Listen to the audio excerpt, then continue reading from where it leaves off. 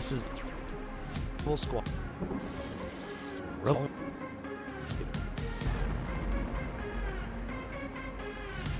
You. Oh.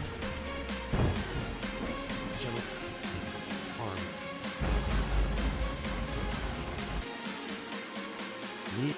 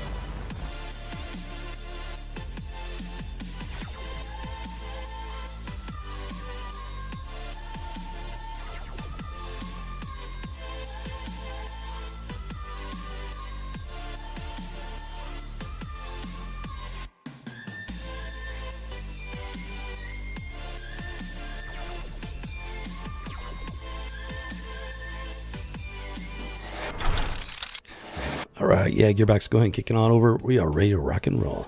Hey there, and welcome back to the House of G, the home of the original geek and the original gamer. Who doggy? It is Monday. Hope you're having a great day there. Let's go ahead and kick it off right here. Let's do some little, not too deep, but too deep of a deep dive here, but you know, the usual, at least for the time being. And yeah, what I like to do here on the House of G is to take a look at some of this pop culture stuff that we got going on. I've been into comic books, video games, and stuff like that literally my entire life since I was a kid.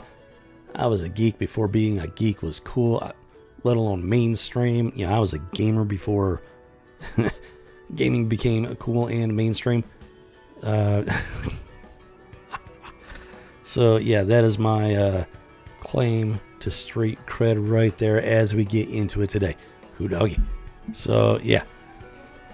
Oh my goodness. Yeah, I've been busy, let me tell you, no doubt about that. And this is always a nice break for me, personally. I got my main channel going non-stop with that thing 6 days a week and everything. This is actually kind of relaxing for me. Which is why I do enjoy doing this on a Monday. Hopefully it is, the same for you. For me personally, it is a nice way to kick off the week. And so today we're going to, well, this House of G has primarily been about going through my comic book collection. I've had a stack of comic books that needed bagged and boarded. Been sitting around a long time due to circumstances beyond my control. That's just life. That's life for you. And this stream has given me the opportunity to do something with that, and it's been a lot of fun. It's been very illuminating, to say the least. And we're getting down to it. These are actually going to be the last 3 regular-ish type issues, and then I do have the compilation book of what was it, the Black Lantern series for Green Lantern. I'm probably gonna spend an entire stream on that one, and then after that, I mean, that's pretty much it. I got some ideas and whatnot on what to do with the House of G after that, but this particular stretch is very close to being over. It's wow, it's a little sobering. because it has been fun, let me tell you. And, well, okay, let's go ahead and get into it here. So, yeah, for anybody that's new to the stream, well, half the fun of comic books is, in fact, taking care of them, bagging them, boarding them, putting them into storage and whatnot. And by and large, it used to be just the plain white boxes and everything, but I stumbled across some really nice comic book boxes. Let me show you, give you an example. It's easier to show than it is to tell sometimes. Yeah, this thing's getting full, let me tell you. So we have here the Transformers. This is my comic book box I'm using right now. I've got just about 100 issues in here. It's a 150 issue box, and it's getting on the heavy side. And those are some nice looking old school Transformers. Now this is the IDW version of them, so visually at least they look really nice.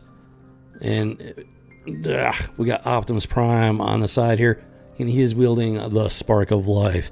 Let me tell you, that is just too cool for school. Okay. Yeah, I'm tempted to weigh that thing just to see exactly how much a nearly full comic book box actually weighs. Hey, Remy, how you doing there? I was hoping you'd make it. Hey, how you doing there, Remy, on this fine Monday? Yeah, I've sent you a couple of emails over the last week or two, and I don't know if you've even gotten them. So it sounds like you're having some email issues there. I got no idea. If you got any idea what's going on, I got no idea. I did get your email that you sent through your phone. I did respond to that. So let me know. Did you get any? Have you gotten any of my emails? As of that one, that would be my third email. Oh wow, gotcha. Okay, email's up on your. Okay, no, yeah, that sucks. That really sucks. It's there's always something. Over the weekend, I did I did a stream on Friday, stream on Saturday from my main channel. Like, I can't even tell you. Like, there was so much weird stuff going on with the stream and my equipment. It just seems like, man, it's just a weird time for technology right now. Dude. I hope you can get that fixed. Yeah, I was wondering what happened to you. It's like, ooh, doggy. Okay, so yeah. So then we got the lid of the box here, and we got one Optimus Prime cleaning of the clock of one Megatron, as it should be. Good versus evil, no ambiguity. I got no sympathy for the bad guy, and Optimus Prime has always been one of my favorites. Let me tell you. And yeah, this type of box, yeah, just so you can see, it is the lid and everything. Adding this dimension to comic book collecting, I mean, it just adds a whole nother layer of fun to it.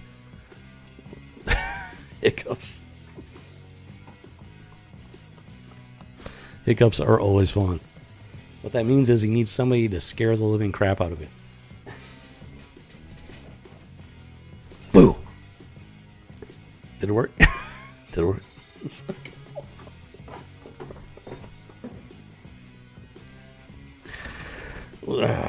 Well, yeah, hopefully they go away for you soon.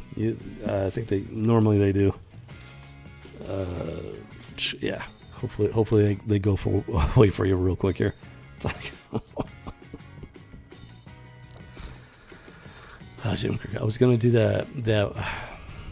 I really want to do that stream. Going back to those other issues, I almost did it today, but I ran out of time. Trying to get ready for it again. Oh man. I made a conscious decision to get ready for it next week. I made it just a straight up constant. Haha, that was not a script. That's the problem, Remy. When I try to scare people, nothing. I get nothing. The only time I seem to be able to scare people is when I'm not trying to. So it's not too surprising I didn't really do it for you. It's like,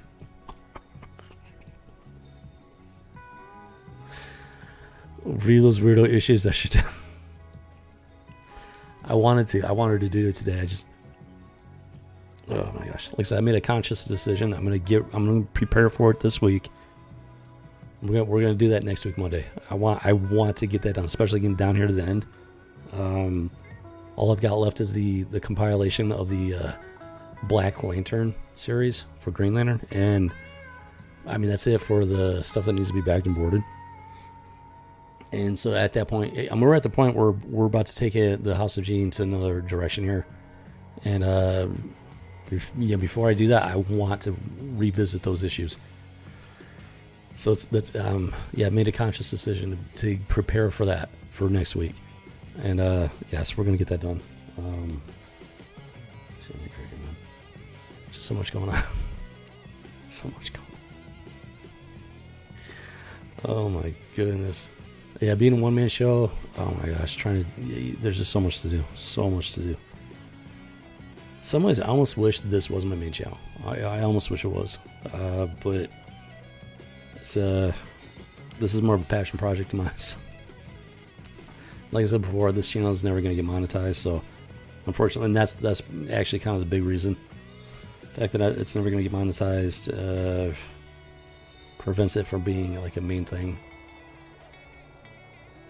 Address that just after you type. It's good timing. That's good timing. But we'll get into that. My goodness, yeah. Hope you've been doing good, Remy. I always assume it's like technical difficulties, technology, something like that. So yeah, it sounds like your email's not playing nice there. Oh, it's always something. Always something. Yeah, my stream on Saturday, everything was going fine for 4 hours. Everything was great. Took a short break, came back, and then there was something going on with my capture card, my video capture card. It was just like the game image was just blinking. It would show the game for a second, like not even a full second, and then it would blink off to no signal being sent, and then the game would come back. It was just like boom, boom, boom, boom. I got no idea. It just randomly started doing that. So it's like, and I got to double check and see if it's fixed itself or not. Because everything's hooked up properly. It was hooked up, like I said, it was perfectly fine for 4 hours. And I've never seen that before. I've been streaming for a while now.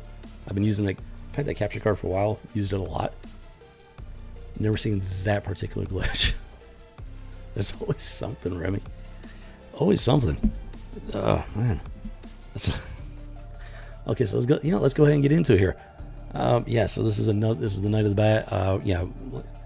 I've always been a big Batman fan. That's why the last few streams have been all about the Batman, because this last part of the stack, I didn't plan it that way, but it was just all Batman. So yeah, we're finally getting down there. So this one's gonna be interesting. I do remember the cover on this one. I remember being very interested in it just because of the cover. So we got the Batman Annual Elseworlds Edition. In this case, there is a clear connection with Batman and Leonardo da Vinci, and just that fact alone caught my attention. This is number 18. Annual issue number 18. Was it 1994? 1994. This is the main Batman title. And let's see here. Okay, I want to touch on something. So the last House of G, I think it was the last time. If I remember correctly, it was this one. I would have to open up and look at it again, double check, but it was one of the issues from last stream. I think it was this one. It showed the address inside for DC as being 666 Fifth Avenue. And I will be touching on that with next week's stream. That was shocking, to say the least. Now this one, what was the year on this? I don't know. I think it was roughly, it might not have been 1994, but I think it was like right around the same time frame ish. 666 Fifth Avenue. Now this one, this is 1994.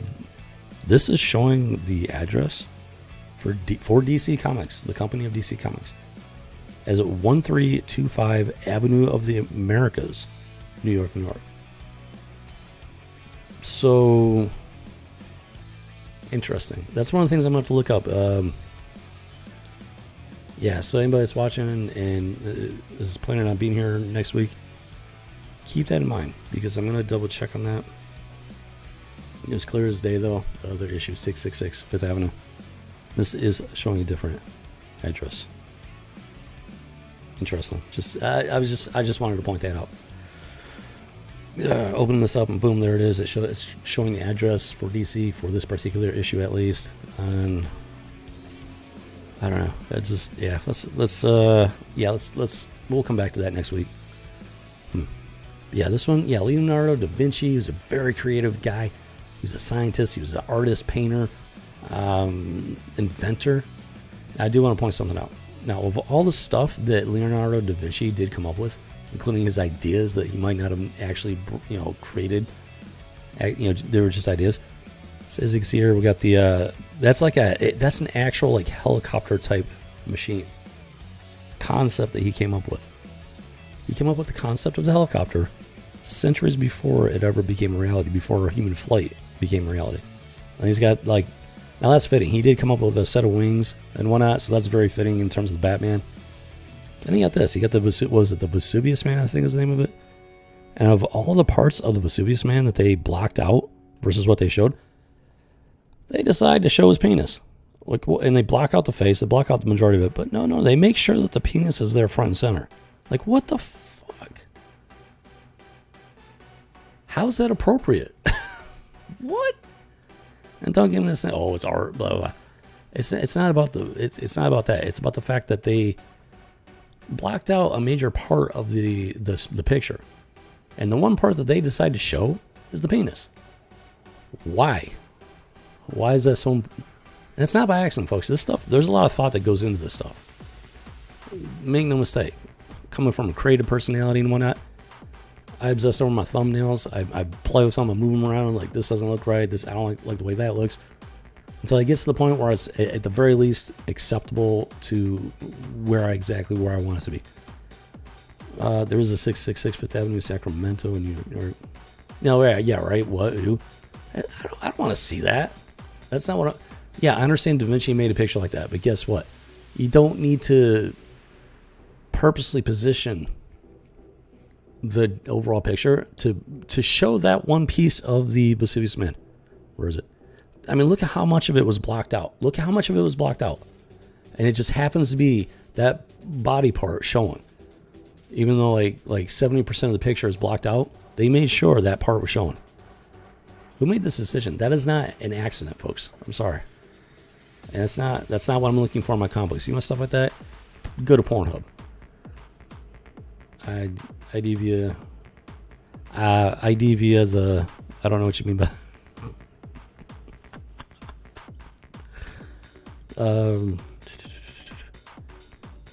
but yeah, it's just like all the stuff that he drew. Like he did not draw that for the purpose of pornography. He drew that for the purpose of, as far as I know, just in part artwork maybe, but then in part like to show something about the human body. I guarantee he did not draw that for pornographic purposes. And then they do that with it. Like, that's just disrespectful to Da Vinci and uncalled for as far as being a comic book goes, mainstream comic book.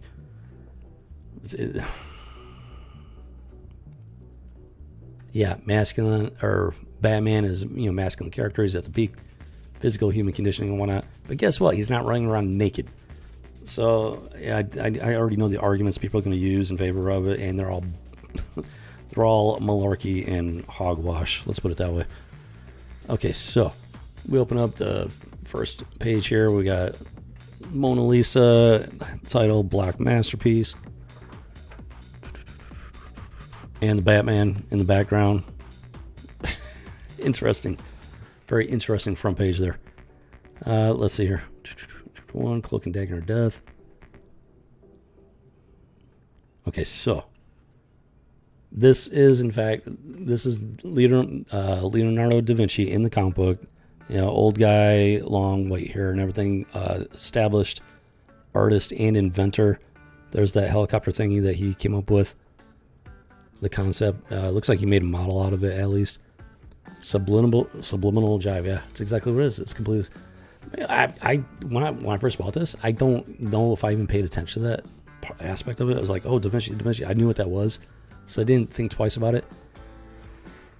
Now, a lot of stuff that I'm pointing out, I'm pretty sure I'm just realizing it myself for the first time. Like, I've literally been a comic book fan for my entire life, going back to when I was a kid. a lot of the stuff, I guarantee I pretty much just glossed right over it. Maybe I didn't notice it, but then I just glossed over it. It's like, it's a comic book. It doesn't mean anything. It took me a long time to come around to the fact that this stuff does actually mean something. And now, in hindsight, picking this up, this is from 1994. Looking at that, I'm like, possibly for the first time ever, I'm looking at that and like, Whiskey Tango Foxtrot, what is going on here? It's like, what the hell, man? It's just nonsense like that prevents us from being purely positive, fun type of stream. Stuff like that pops up, and he has to, I gotta address it. Okay, so we got Leonardo da Vinci. He's doing a painting, a commission. And the noble that has commissioned the painting seems to be pretty happy with it. Looks like his son wants to be a painter like Leonardo.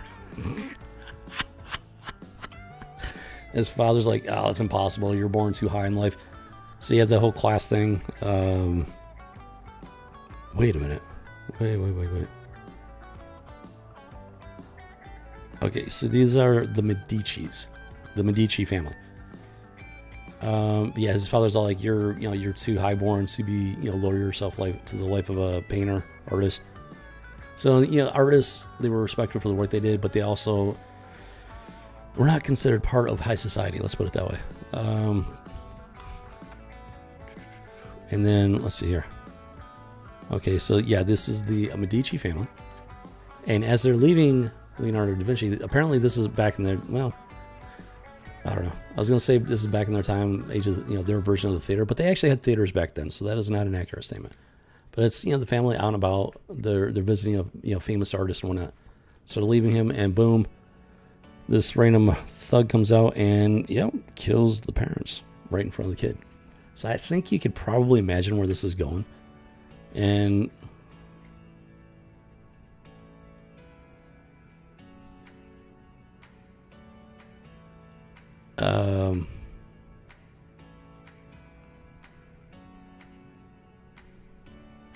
what the hell? Whoa. Okay, so this is the assassin. Well, it's the kid's all, you're not a mere assassin, you're a demon from the bowels of hell. Da Vinci comes out at that moment, and the murderer runs off. Okay, so you can see there's like a bat symbol behind Da Vinci there. Not sure where it's coming from. Might just be for artistic effect. Yeah, so the kid, his name is Thomas. Wait a minute. No, I think that might be his father. No, the kid's name is Thomas. Okay, so the kid's name is Thomas Medici. Yeah, so his parents are murdered in front of him. Chapter 2, Art of Theft. Hold on, what? Okay, then it cuts to modern times. Chapter 2, Art of the Theft. This is an Elseworlds story, keep that in mind. And yeah, so we got modern Batman, James Gordon, and something to do with the Mona Lisa. Wait a minute, hold on.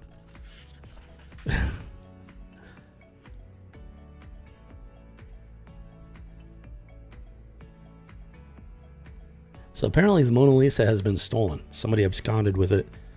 And as to be expected, considering this is an Elseworlds story connected to Leonardo da Vinci and one Thomas Medici. So yeah, Batman's doing his thing. Hold on here. So yeah, so Batman starts doing his thing to investigate the theft, and it cuts back to chapter 3. Profane but sacred, which goes back to Da Vinci's time. What is he doing? And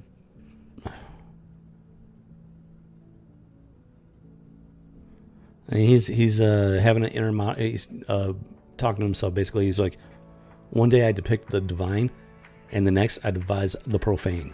So he's it looks like he's developing some sort of almost like a war machine or something. Then so it's a single page right there, and then it cuts to chapter 4, the theft of art. So it's bouncing back and forth between Da Vinci and modern Batman. And I mean, honestly, this is a cool one. This is a fun one.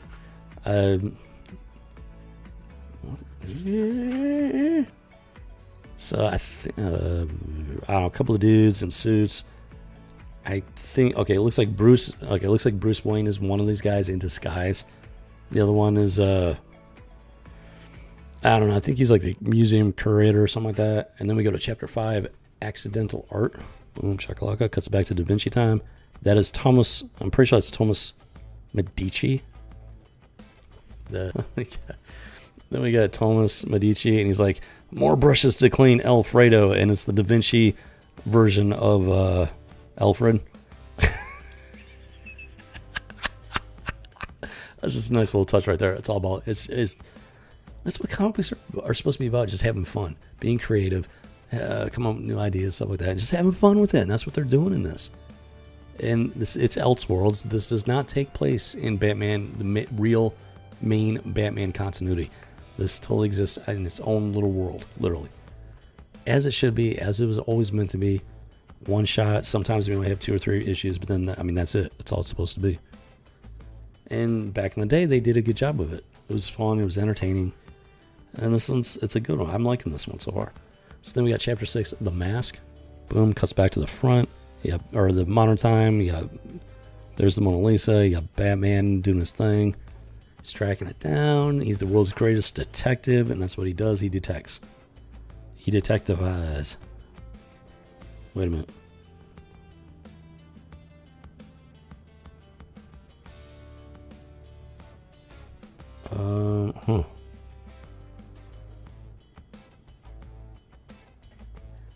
So he notices something about the painting.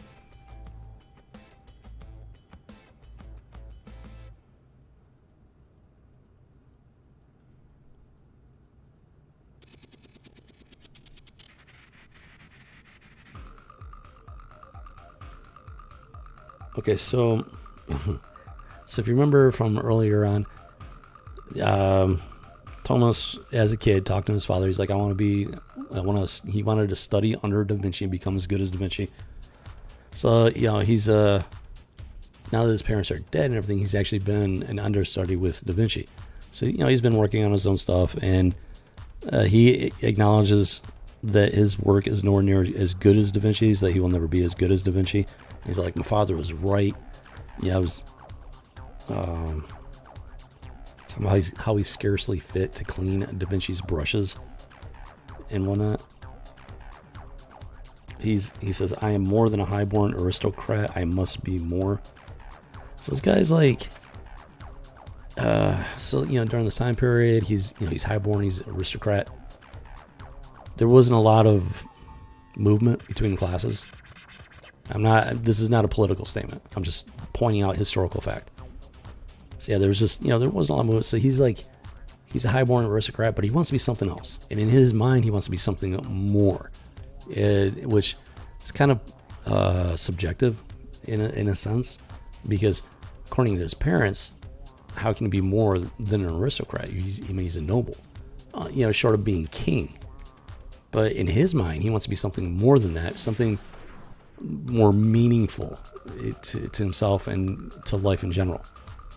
So he's searching this Thomas Medici, especially having his parents taken away from him right in front of his eyes as a kid. He's searching for meaning, is what he's doing. He's searching for meaning. And at the time that he lived in, it was very difficult to change classes. Let's put it that way. Not impossible, maybe, but extremely difficult. And so even though he's highborn, he's working for Da Vinci as like a what's the word? Intern type thing or something like that. Understudy. I'm not sure what the proper term would be for an artist working under another artist, trying to learn his technique, to learn from him and everything. But that's where this Thomas Medici's at, as far as Elseworld is concerned. So we got chapter 8, The Tower.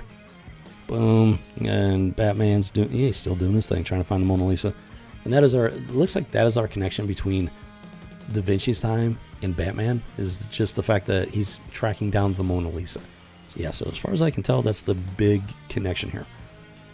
It's interesting. It is interesting. It's fun. Oh, and then it immediately cuts to chapter 9, back into the past again, the scandal.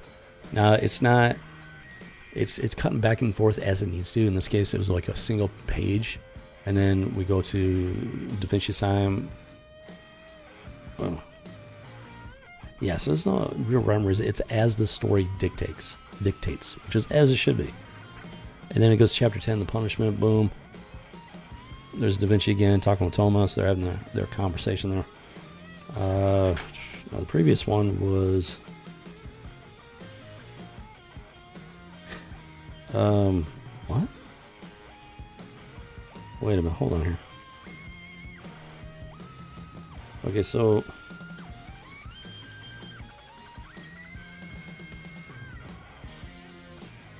it looks like this is the guy that killed his parents, and it looks like this might actually be before the parents were killed, because this guy's pining away for this woman. He's a peasant or something. She's like noble or something like that. This guy in the background, he looks like the guy that killed Thomas's parents. He's like, I would, cut her throat and stuff like that. He's very, Jimmy Cricket, violent. Let's put it that way. Dark and violent. But I'm not sure. Okay, this might be somebody else then. This might be in the quote-unquote present time for the Da Vinci line. And that might be like a whole nother woman and man. Yeah, I think that's what it is. It's a whole new bit of drama starting up there. Cuts back to Da Vinci and Thomas. This is what?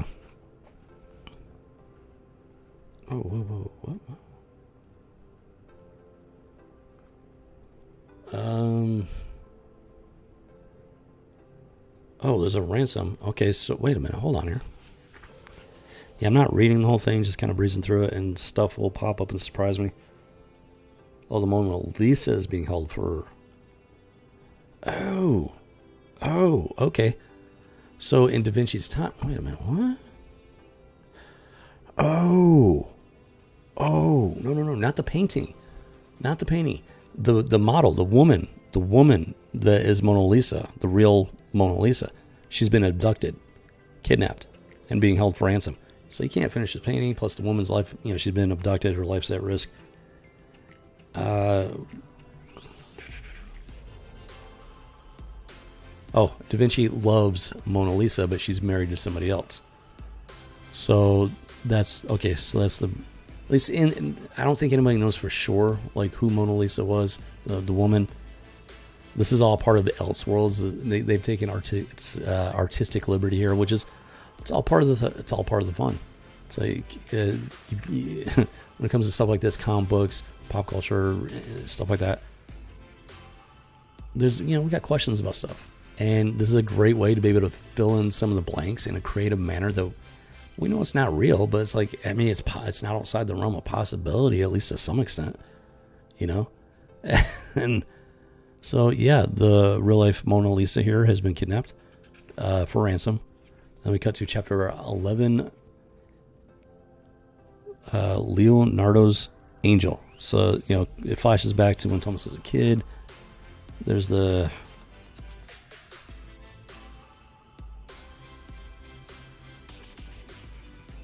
Yeah, the kid's begging Da Vinci to take him in, practically as his son almost.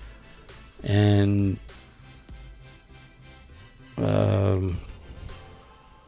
so all this goes down. Okay, so Thomas is going on about how it was Da Vinci's angel painting that inspired him to want to paint, but he failed. So then now he's saying, now with the help of your dark designs, I will succeed in confronting evil on its own terms as your demon. And then he takes on the mantle of the bat. The design that Leonardo da Vinci has created. So now we have another more direct connection to modern Batman. So Thomas Medici becomes a Renaissance Batman. Dun dun dun.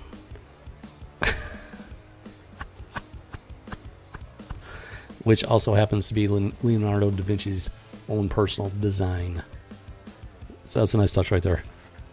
It's it's just fun. It's just meant to be fun. And so that's how they bring Batman to the age of Da Vinci. So this Thomas Medici becomes this Batman, even if not by name, by the design of his costume, and he does his thing. So he starts doing his thing. He starts tracking down the real Mona Lisa. Boom, boom, boom. He tracks down this chubby dude, kicks his ass, gets information out of him, and we got chapter 14, Unmasking the Villain. So there we go. There's Mona Lisa. She's been kidnapped. There's the dude. He's like in love with her. He's kidnapped. Well, if he didn't kidnap her personally, then I think the other guy might have done it for him. Oh, so he's all like, you are guilty, Mona Lisa, of infidelity and faithlessness, and how, why? Oh, that's her husband. Wait a minute. Hold on here. What?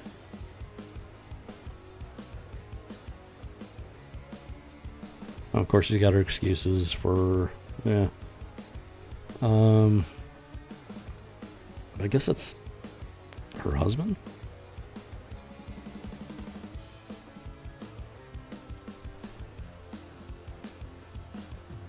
I'm confused. So the guy before, that's the same guy from before, I'm pretty sure. So yeah, like I said, I'm not reading it word for word and everything. I'm just kind of breezing through it. That is the same guy.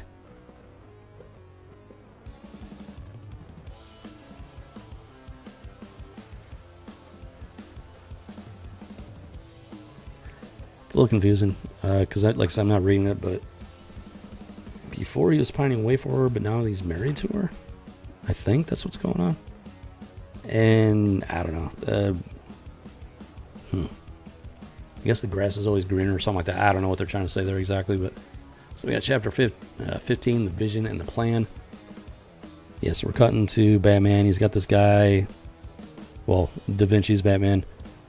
He took the guy prisoner, I guess you could say, brought him back to Da Vinci's studio. So yeah, Da Vinci did come up with a design for wings for man to fly with. And so Thomas Medici is so obsessed with vengeance at this point. He's like, wait a minute.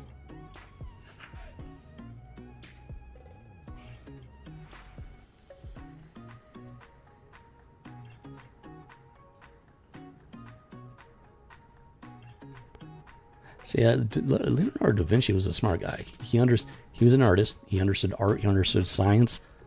He invented this stuff. He didn't have there. I'm pretty sure they found drawings and stuff like that. He did invent like wings, but it was impossible for them to, for man to actually fly with them. And he points that out to Thomas, and Thomas is like, well, "Then I will not beat my wings. I will simply soar." So Da Vinci creates those wings for him, and we got Thomas Medici, aka Da Vinci's Batman. He's at the top of this tower. He's got the wings on him that Da Vinci created, and he uses them to glide as a glider. Boom, which he does his thing. There's cannon fire as a distraction and whatnot. And there you go. You got the Da Vinci's Batman soaring across the moon. The siege engine, whatever it is, catapult does its thing, sets the distraction. Batman, let's see here. Ooh. Yeah, so he cuts loose to the wings, comes crashing through the window, saves Mona Lisa. There's the guy. That's the guy that murdered his parents. Comes face to face with him finally after all these years. And then chapter 17, wings. Back to modern Batman. And guess what? He's got a Da Vinci style bat glider. So that's a nice touch right there. The Batmobile's down there. I guess it's on autopilot. But yeah, so Batman's he's gliding through the air, and that's very reminiscent of Da Vinci's design. So yeah, it's just a really nice touch. Keep in mind, Batman's trying to recover the Mona Lisa painting, while the Batman in the past is trying to recover Mona Lisa the woman.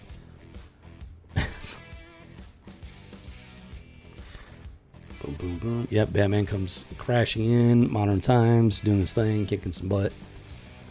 And then it cuts to a chapter 13, The High Struggle. You get Da Vinci's Batman busting in, doing his thing, kicking some butt.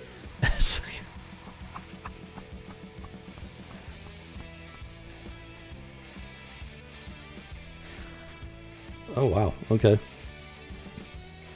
So at some point, somehow he came up.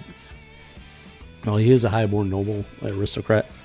So yeah, the Da Vinci's Batman has his own batarangs. Nice. Okay, cool. Nice touch. Nice touch. It's like... Cuts to modern Batman doing his thing. So this fight is going on simultaneously, even though it's hundreds of years apart. And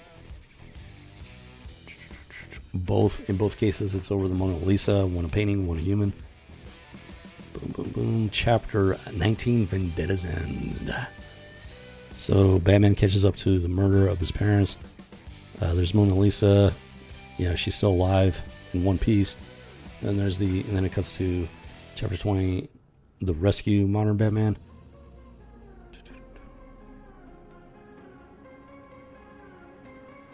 So he doesn't kill. Yeah, so he doesn't. The Da Vinci's Batman does not kill the guy. He like looks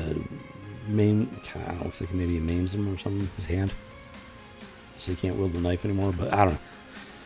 He saves Mona Lisa, the woman, and whatnot. Catches the psycho. We got modern Batman beats the bad guys, rescues the painting. Chapter 21, Secret of the Smile.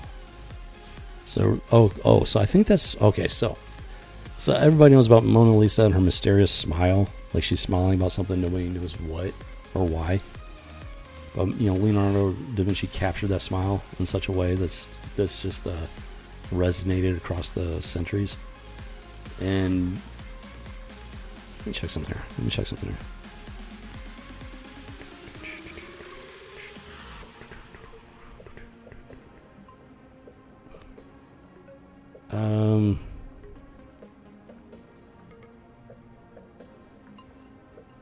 I thought maybe. Okay, so I thought maybe there was an issue with the painting before she got kidnapped. Maybe the smile wasn't there or something, but no. I mean, they seem to be going at. They seem to be having an amicable conversation back and forth and everything, but.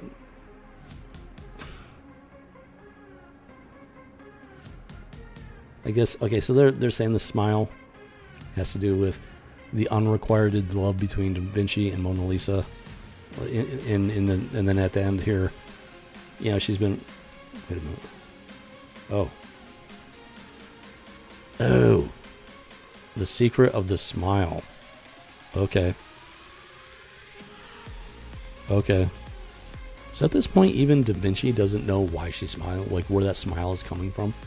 The enigmatic smile that it speaks of a secret, some unknown secret. Well, here's and he's talking about the secret of her smile, and she's all like, "I am with child, we are with child." So at this point, she reveals to him the secret of her smile, where she is carrying his child.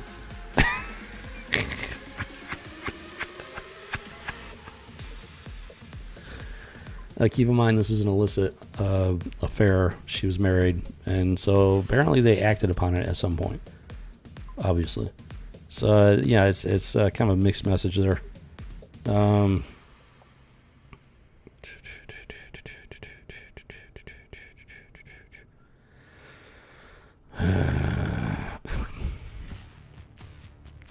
I do not endorse adultery. Let's put it that way. So yeah, that's the secret of her smile. She's with his child after they had an illicit affair.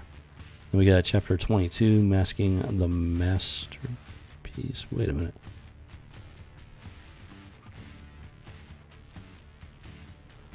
Oh, okay. So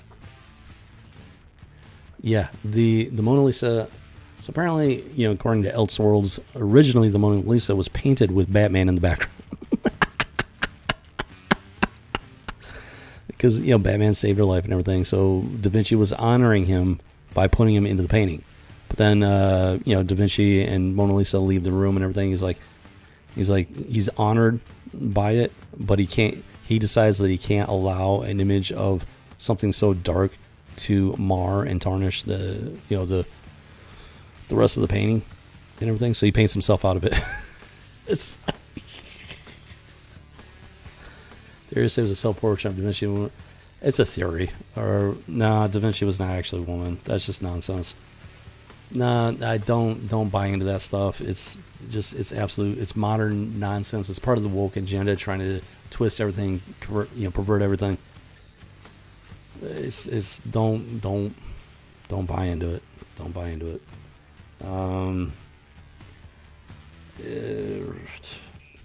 That's my opinion, anyways.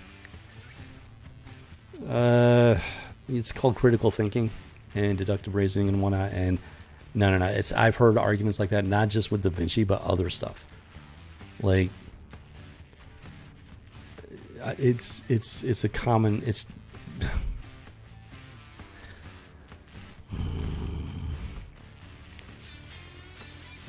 more common than you might realize, that type of attempt to subvert the achievements of men and prescribe them to women.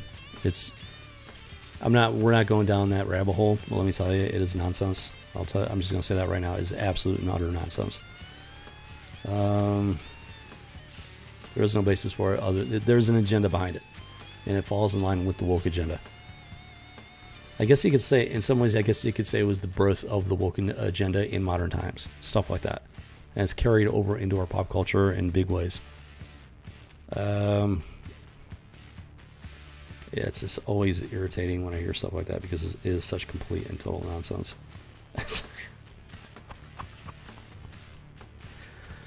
Boom shakalaka. So,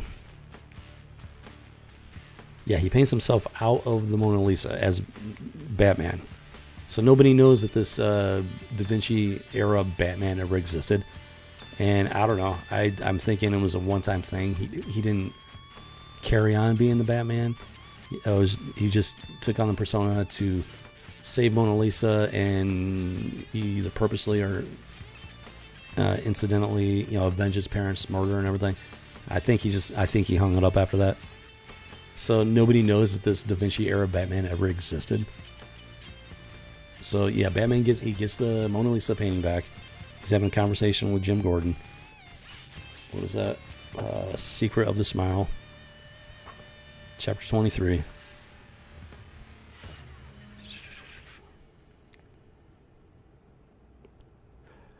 Oh, so that's what was going on. See, like the other panel, the guy was like playing around with the painting, and he found some paint that what I guess technically shouldn't have been there, even though it was from, because it wasn't Da Vinci that painted it, that little piece.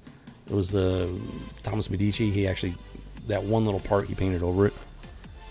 And yeah, so Batman is talking to Gordon, and he's specifically talking about there may be another secret in that painting. Meaning that there's something underneath the paint. And that would be the painting of the Da Vinci Batman.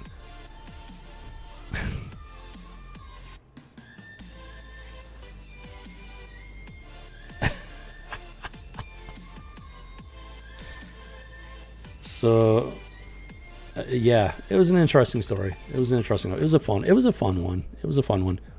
So it draws a connection between modern Batman and Leonardo da Vinci. Completely fictional, of course. That's why it's a comic book to begin with, but on top of that, it's also the Elseworlds universe. So not only is it completely fiction, but it also exists outside of the main Batman continuity. But it's a fun story.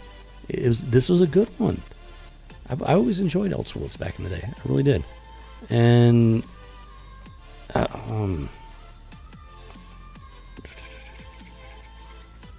it's just this is the type of stuff that drew me into comic books to begin with as a kid. It was just fun stories. inspirational, heroic, unreal, just extreme situations that most people would not be able to, most people would be, just destroyed by it. But then you got the heroes, they overcome the stuff, and they find these fantastic and just kind of crazy solutions that work, that, they manage to beat the bad guys and everything. It's a fun one. This is a great example of a fun comic book, of what comic books used to be. This, it's incredible, like what they've done just in the last 20 years or so. And yeah, silly fun. It's I mean, this one, it's less on the silly side, but it is fun. It's slightly silly. I mean, comic books in general are kind of silly-ish by nature, because they're so fantastical and just, they're based in reality, but they go beyond what we actually know as reality. And in that sense, it is a little bit on the silly side, but not like in a silly, funny, haha sort of way. Just fantastical sort of way. And they're fantastic, and fun. It's just really cool to think about, to contemplate, to be like, what if? Because life is full of mystery. It really is. There are stranger things in heaven and earth than, I don't know, like all stars in the sky, something like that. And that is the truth. I've experienced things I cannot explain, and just incredible mysteries that have no answers. So it's part of our human nature to seek answers. When, especially, if we know there's a mystery out there and we want to find the answers to that mystery and everything. That feeds into our creativity. That's why comic books are brought to life, why people are so interested in comic books. It's these have become our modern mythos and everything, myths and legends. I mean, as long as you keep in mind this stuff's not real, it's fun. It's a lot of fun. And this is a good one. This is a good example of it. So, yeah, I like this one. I really do.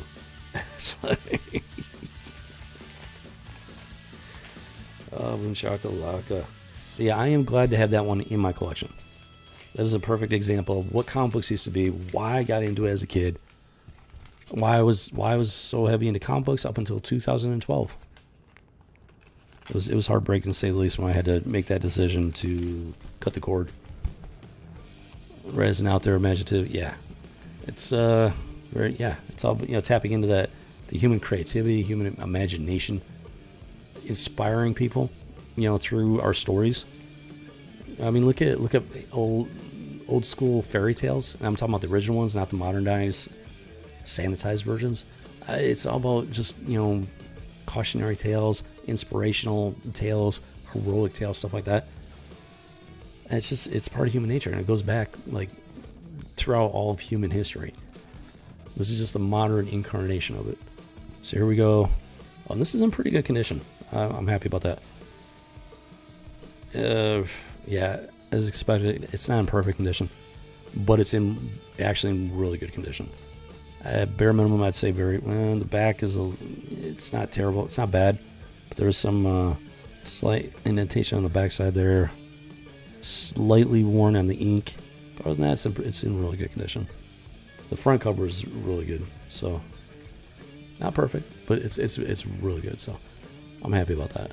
Slide that in, smooth as butter, boom chakalaka. That one is ready to go. Oh, Jimmy Cricket, I still gotta get through these other two. Okay, so let's go ahead and move on to the next one here. So we got Grendel Batman crossover, Devil's Dance by Matt Wagner. I recognize that name. I don't remember off the top of my head his work. Not in the best condition. This one definitely has taken like a minor bit of damage. The cover for the most part is okay. At the very bottom, I got some sort of water damage or something. Like the very, very bottom. I don't know what happened there. Yeah, this is not in the best condition. So yeah, Grendel. Okay, so this is a Dark Horse Comics crossover with DC. Yeah, there you go. So yeah, Grendel versus Batman, two different companies coming together. Boom, boom, boom. I actually don't remember anything about the story. Grendel, the Killing Machine, Devil's Dance, Cape Crusader, Evil's Opposition, Batman. Okay, so Grendel Prime is the supreme byproduct of a crime-ridden society, and he's coming to Gotham for some reason.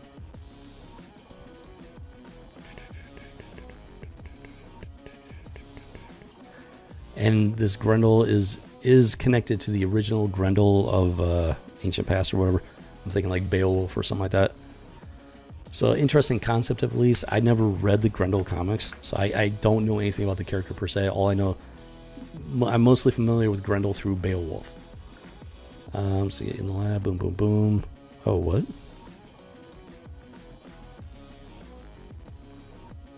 Okay, sounds like Grendel is kind of like almost like a Dark Horse version of Batman, except he's much more violent to the point where he kills criminals and stuff like that. So he's like the most extreme version of a vigilante you can get, who absolutely crosses the line, judge, jury, and executioner. So he's more of an anti-hero. So it starts off page 1, and you know, we got Batman falling to the ground. Looks like he's unconscious. Grendel standing over, about to shoot him in the head. Somebody off panel says stop.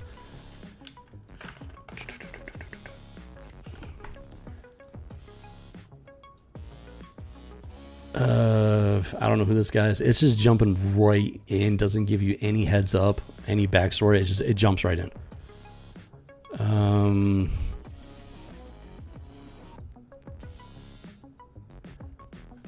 Now, yeah, so based on the back cover blurb, Grendel has come to Gotham City, and I guess he's bringing his own brand of justice. So Grendel comes from another city that is riddled with crime. And I guess, yeah, he's a vigilante. He's taken his vigilante justice to the absolute extreme, crossing lines that Batman won't cross. And he's bringing his vigilante justice to Gotham. That's like sounds like that's the basis for the crossover. Okay, it looks like Batman is hunting down Grendel, trying to figure out what this guy's about. But it doesn't lead up to it. It just dives right in to the point where he's actually caught up with Grendel to get in a fight. He gets his butt kicked, surprisingly. And yeah, I would have to reread it. I honestly don't remember anything about this, like, at all. I bought it, and I'm wondering if I ever had the time to sit down and read it. I don't know.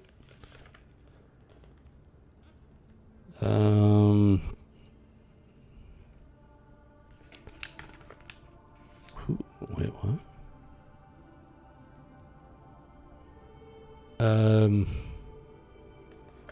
Okay, so apparently Grendel has his own version of his own Batcave, and he has somebody. Wait a minute, hold on here. What? Whoa, hold on.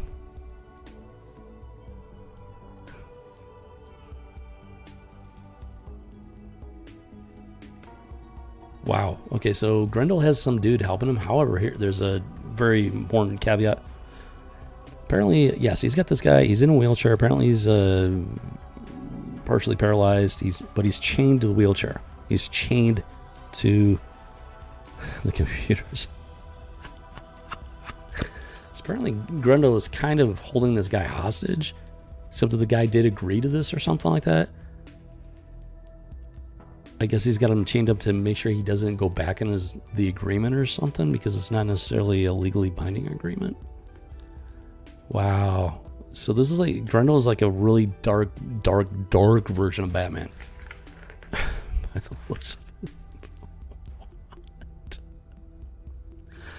Like I said, I don't know anything about this guy, this Grendel character. I'm actually kind of curious as to the character looking at this.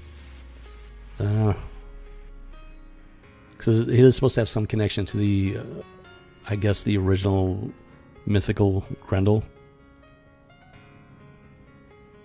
But yeah, he's definitely not Batman, let's put it that way. Jiminy Cricket.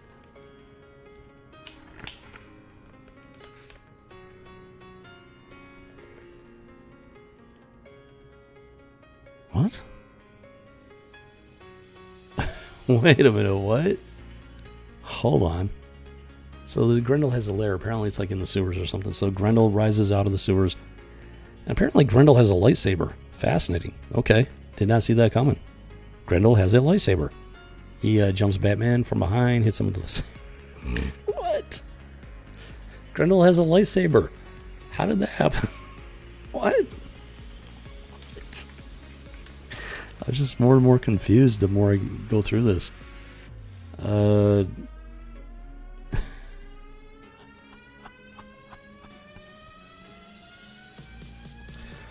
So Batman developed some tools to combat the Grendel. This isn't his first time going up against him, so he's developed some stuff like radon gas to interfere with his light sensors. Apparently Grendel is a large part of his costume and everything, his abilities are technological. Yeah, he's definitely no Batman though. So yeah, Batman, he's come up with some technological ways to neutralize the Grendel, which it looks like he successfully does.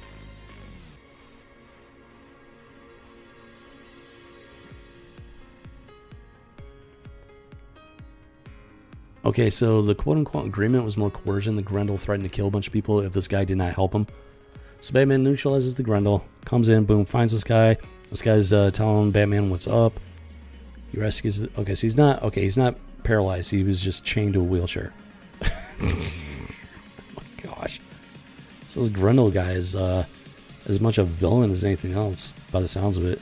And supposedly the Grendel is from the future. Okay, so apparently, okay, that I did not know. Yeah, so apparently the whole Grendel thing takes place in the future in Dark Horse Comics. Interesting. Wait a minute, what?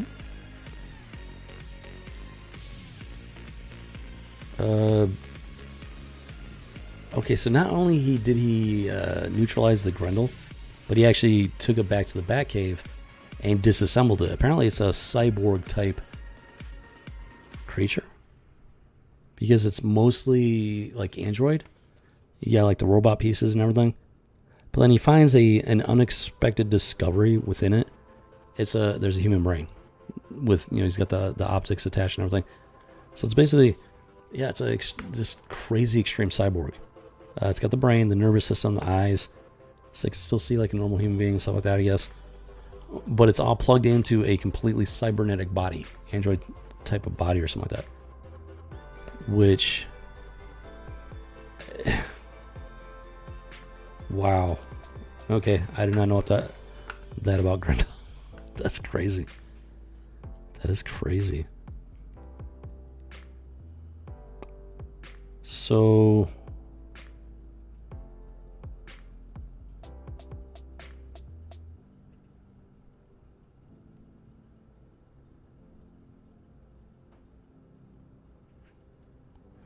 Okay, so Batman manages to figure out a way to communicate with the brain that is known as Grendel Prime. And it explains to him that he got brought to the past through some sort of space-time rift completely by accident. He doesn't want to be there in Batman's time. He wants to get back to his own time. And...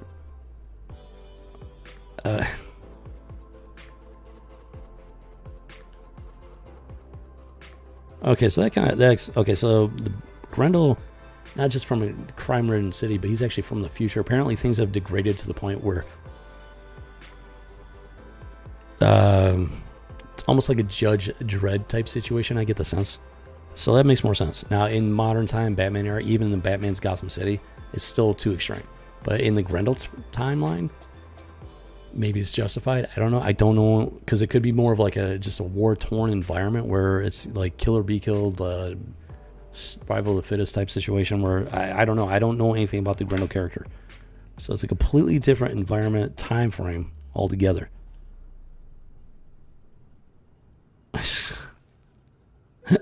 So Bruce.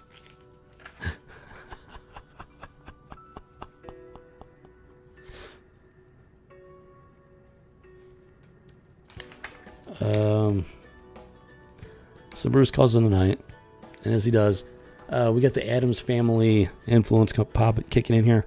So the Grendel's hand, disembodied hand, the brain reactivates it. It starts moving around, gets up there, and it looks like it's trying to free the brain. I don't know exactly what it's going to do with it once it gets out of the containment thingy. I don't know. Sometimes it's just it's better to just like not really question things, I guess.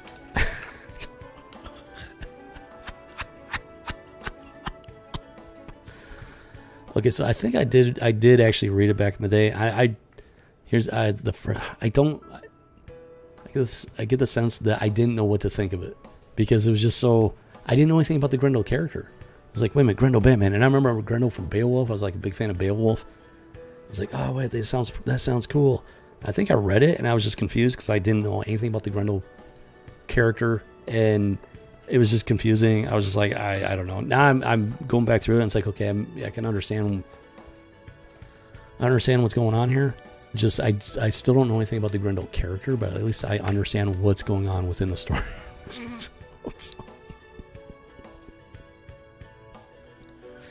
And so far, it's not bad. Like I think the first time it was so out there. I didn't know what to think of it, like for better or for worse. But now I'm reading through this time. I've got a good enough understanding where it seems like it's a good story. I'm not sitting here reading every little thing, but from what I can gather of it, it's not bad. This Grendel character is a completely different character. It is Dark Horse. Dark Horse is a very different company. At least it was. I don't even know if it exists anymore. And yeah, so this Grendel character is much more science fiction. The skull, the quest. Wait a minute, hold on. Something about a skull. I missed this. I don't know. So Grendel Prime, I think he's trying to get back to his own time and everything. He's got this skull in his hands and this rift. It looks like this rift is starting to open up again. And then...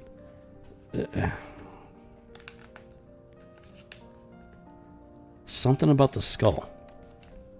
So Robin finally comes into the picture here, and he's got the bat bow, and he shoots an arrow at the skull. He hits the skull, rips it out of Grendel's hands. Grendel's talking about the skull, the quest. So apparently the skull was part of his quest or something like that. Batman slaps the device onto the Grendel that the Grendel had created. And oh, it's a phase shift device.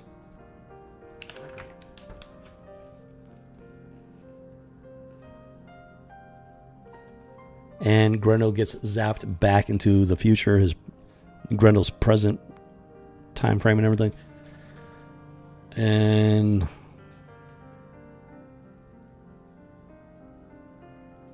something like that. I don't know. Then we got Robin contemplating the skull here. Poor Uruk, I knew him well. Nice little touch. And Grendel is gone. Gotham is safe.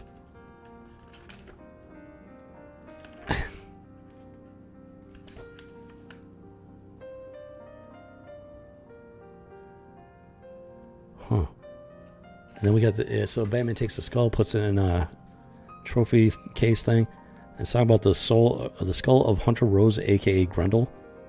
Hunter Rose. I don't know who Hunter Rose is supposed to be. So by and large, it's a pretty good story. Like I think I was just like I didn't have any knowledge of the Grendel Prime character back in the day. So I think when I first read this, I was just confused as all hell because I had no idea what was going on. It's like Grendel, who's Grendel. It sounded cool, but then when I got into it, I was like, wait a minute, who is this character? What is going on here? It was just like, so I read it, put it away, and I don't think I thought twice about it since then. Going back through it though, 25 years after the fact, or whatever it is, it's actually not a bad story. Especially now that I'm able to look at it more objectively and whatnot. Especially some of the stuff we've gone through. I mean, I enjoyed this better than some of the regular Batman stuff we've gone through. Because of the nonsense that they've been doing with the worlds of comic books. It's actually a little on the intriguing side. Especially now that I know that Grendel Prime is from like a future timeline or something like that. So it actually makes me want to kind of like look into the whole Dark Horse Grendel character more. If I can get into some back issue stuff, I might do that. I might actually go ahead and do that. See if I can find some back issue Grendel comic books. At least a few of them to take a look at it, see what's going on with the character and everything. But by and large, this was actually a pretty interesting issue. It was a one-shot crossover between two companies, two characters, Dark Horse and DC, Grendel and Batman. Devil's Dance by Matt Wagner. Matt Wagner, I know the name. I don't know if he worked for Dark Horse or DC or was more freelance. I got no idea at this point. But it's actually a pretty good story. It really is. It's different. It's different. And as far as Batman goes. But at the same time, it's very much Batman. So I think they did a good job with it. In hindsight, after the fact, coming back to it, I think they did a pretty good job with it. It's kind of a shame it's in such bad condition. Yeah, I don't know if you can see it on the camera, but there's definitely some sort of water damage. I got no idea what happened. It was in the stack with the rest of them. Somehow this one took some damage at some point. I don't know why the rest of them didn't, but I'm glad it was just the one. So that's unfortunate, but it's still readable, very much readable. And yeah, I would actually like to sit down and read it like word for word, cover to cover. Yeah, it was not bad. Honestly, I wasn't sure what to expect with it because I remember buying this back in the day. I couldn't remember anything about it. I didn't remember having any positive like gut feelings about it or memories. Nothing negative either, but nothing positive. Nothing really. It was like, it's just like I'm looking at it. It's like Grendel Batman. Okay, nothing. Absolutely nothing. But now that I've gone through it, it's actually pretty good. I don't know about the Grendel character in his own timeline in the Dark Horse universe. I got no idea. But as far as this one shot goes, it's a good one. Give it the House of G's stamp of approval. Let's put it that way. Boom, chakalaka, put that bad boy back in there. So, yeah, wait, oh, you know what? I forgot to check something. What was the year on this? Did I look that up? I might have forgotten the year. Oh, this is Batman Grendel Book 2, July of 1996. DC comic. Okay, it looks like Matt Wagner was a DC writer. Maybe. Okay, DC has had a lot of addresses. For this one, it's saying 1700 Broadway, New York, New York. And Dark Horse is in Milwaukee, Oregon? 10956 Southeast Main Street.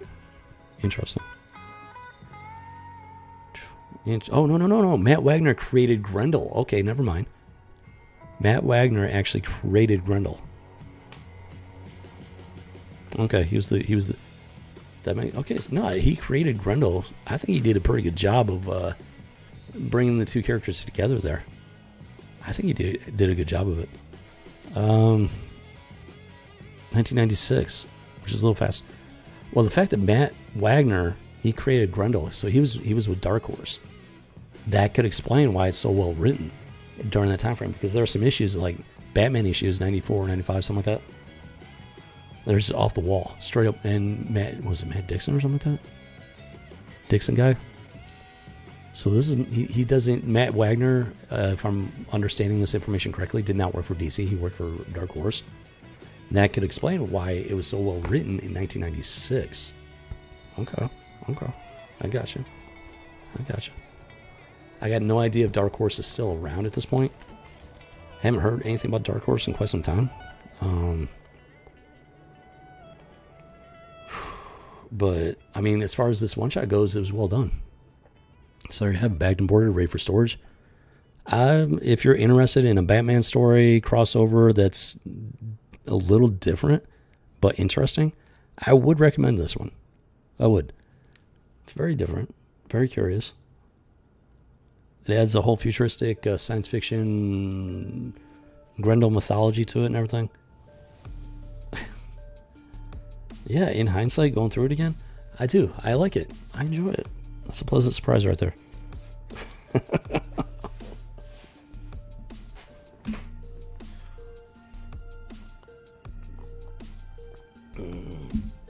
Doggy.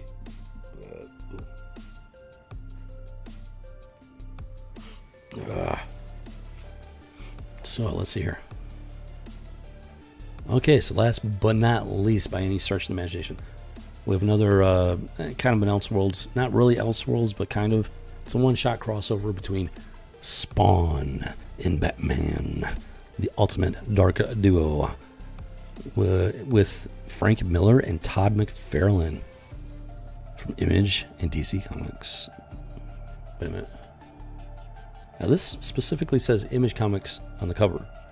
Doesn't actually say DC on there. So I'm wondering, yeah, it just says Image. It doesn't say anything about DC. Hold on.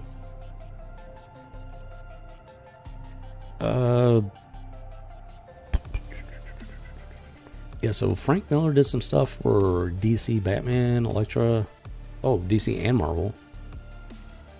Yeah, Frank Miller's a pretty well-known name. Todd McFarlane was heavy with Image. And no, he. Oh no, Todd McFarlane has done Marvel stuff, Spider-Man, Incredible Hulk. But I guess Spawn was his deal, his baby for Image Comics. Okay. So Batman is in this, but DC is not getting any cover credit. Interesting. Find that very interesting. Now, I remember when word of this first came out, people were going crazy over it. Everybody was going nuts. And it says here, copyright 1994, Todd McFarlane Productions. Interesting. Hold on. So Batman is acknowledged as being a trademark of DC. But it looks like the full copyright is given to Todd McFarlane Productions. That's a little surprising. What's the address? Let's see. It's printed in Canada. But for Image Comics, it's P.O. Box 25468, Anaheim, California. Nothing crazy there. Interesting. Now I'm a little fascinated that the copyrights. It doesn't look like the copyright even falls under Image or DC. It's Todd McFarlane Productions, so that's actually a little surprising. I'm wondering how they worked that one out.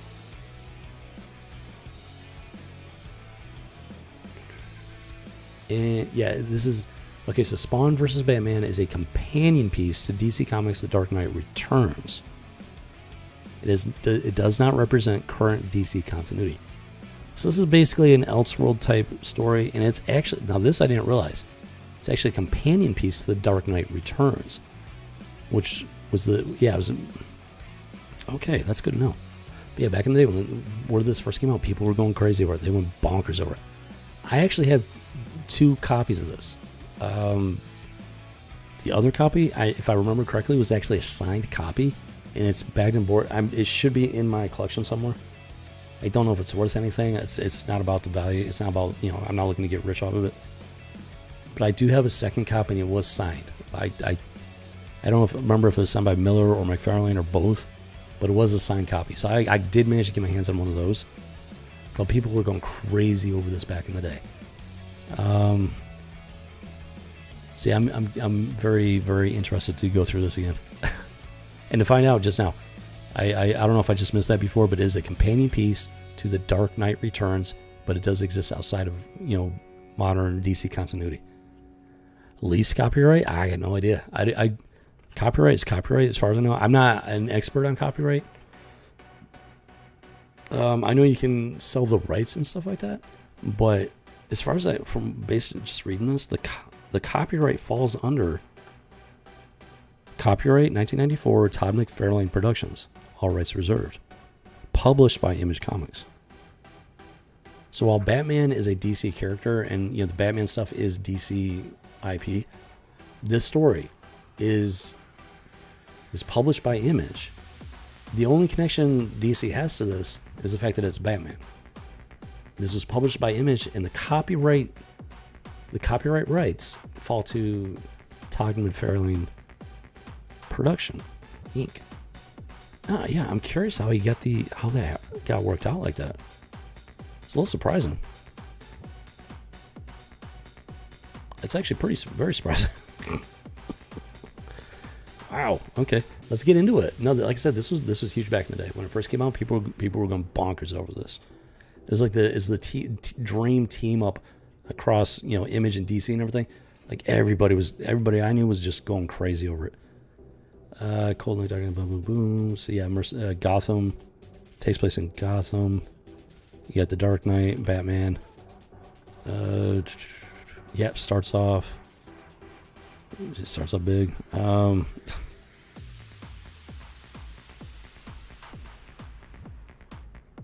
So yeah, it starts off with Batman. He invades. Well, yeah, what? Wait a minute. So he breaks into some sort of warehouse, illicit arms deal or something like that. Naturally, he kicks a bunch of ass. Got a bunch of guys there sitting on the ground there, knocked out, incapacitated.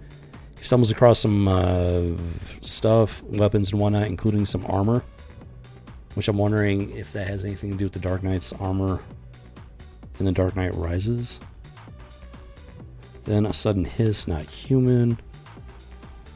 Interesting. Okay, so some sort of like robotic type stuff going on here. Yeah, so a bunch of robots come out of nowhere attacking the Batman. Yeah. So keep in mind this is also Spawn related and everything, so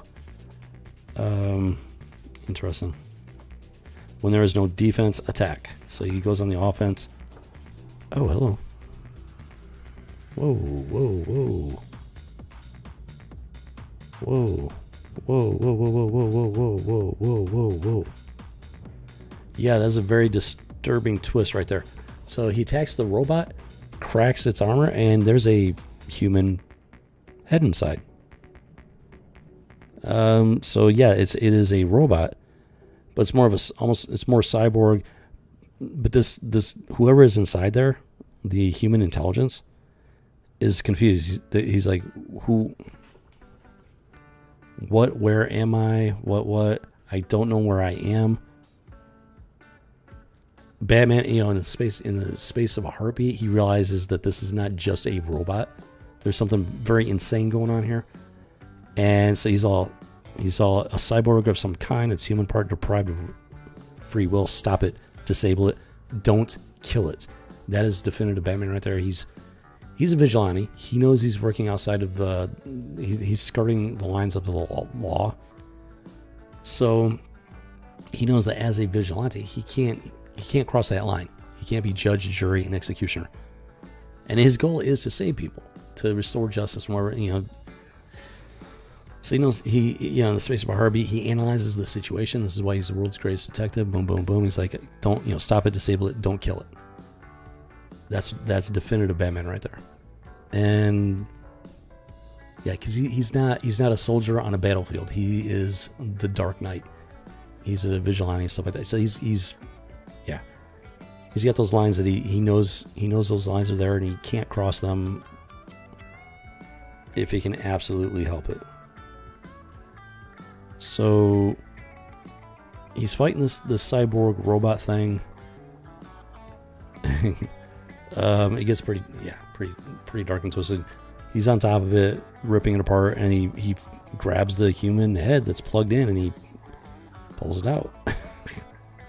And the human head is all like, I can't feel anything. I can't. And so everything just goes haywire. The head goes flying. This is very Spawn-esque. This is something that I can definitely see coming from Spawn, from the Spawn title. Very twisted. Very horrific. Spawn is kind of a horror-ish type issue. You think it's like property and can be leased. Well, no, yeah, I know you can buy the rights to stuff like that. So, but this, no, he did not. I don't know. I don't know how they got. No, the point is, like, DC, like, how they would give up the copyright to Batman at all. That's where the confusion's coming in. Like, I don't understand, like, how,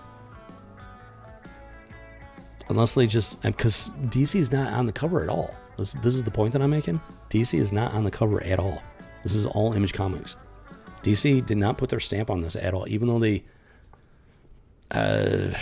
Image, Todd McFarlane, got the rights to be able to create this story. They couldn't have done it without DC's permission, but at the same time, DC did not seem to want any acknowledgement that this was a DC property at all. That's where my confusion is coming in. So just to clarify, so you know where I'm coming from. Like, I understand how copyright works and stuff like that. My confusion is why DC seemed to have, they approved the story, but they distanced themselves from it at the same time. That's where my confusion's coming in. And it's kind of fascinating and a little telling in a way that they didn't want to be attached to this so openly, so blatantly. There's no mention of it, except for the fact that Batman is on the cover. You would think that this is a purely Image Comics story, other than the fact that there's Batman. There's zero mention of DC. Now on the back here, you got the Image logo, and it talks about these guys, Frank Miller, Todd McFarlane, some of the work they did for DC, for Marvel, but there's still no DC markings. It's as if DC gave their blessing for the story, but they're like, but you can do the story, but we don't want to actually be directly associated with it, other than the fact that it is Batman. That's where my confusion's coming in. It's a little odd, in my humble opinion. Very curious. Like Nike and those Satan shoes, maybe, I don't know. Supposedly they were suing that guy, and I will, I'll touch on that next week with the whole thing. But yeah, supposedly they were suing the guy in the company and everything. But the question is, considering their shoes are made in third world countries where basically like child labor is used and stuff like that, which these same people are all like, oh, child labor is bad, but then they manufacture their stuff in companies that use child labor, which is bare minimum. I'm not going to get into that. It's hypocritical at best. And yeah, so far as Nike goes, they supposedly sued the guy and everything, but how much sincerity was behind that lawsuit, I got no idea. So yeah, this is curious indeed. Curious indeed that DC would give their blessing for a crossover like this, but then not have the DC name attached to it. It's very curious. I didn't catch that before. I did not catch that before. I was just so excited about, Batman and Spawn. It's like so cool. And then like it didn't click before. It didn't register. It's odd. It is a little odd now that I think about it. Interesting. Okay. So yeah, you got some real Spawn type horror show type stuff going on. What? You can tell this is definitely some Spawn artwork, because look at this Batman. He's like studying the head. He's got the head sitting there, and he's just studying it. But look at his body language, his posture, and everything. He's just all hunched over and brooding, like super intensely studying this thing. That's not. I mean, it's Batman, but at the same time, it isn't. I don't remember ever seeing an actual DC Batman where Batman's like sitting hunched over like that. It's almost comical. So it's very, you can tell it's a very Spawn-esque version of Batman, at least in that panel. And you got the Batcave with all of his trophies and everything. So they brought all of that in. And I mean, he's having a conversation with Alfred. And look at that Alfred. The Alfred is, he's very Alfred, but at the same time, there's something different about him.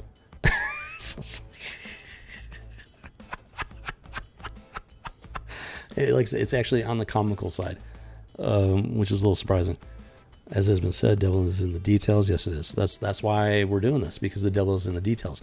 Details that I personally have missed over the years, that many people have overlooked or missed altogether, or glossed over. Details that people need to start paying attention to, which is what I'm starting to pay attention to them. It took me a long time.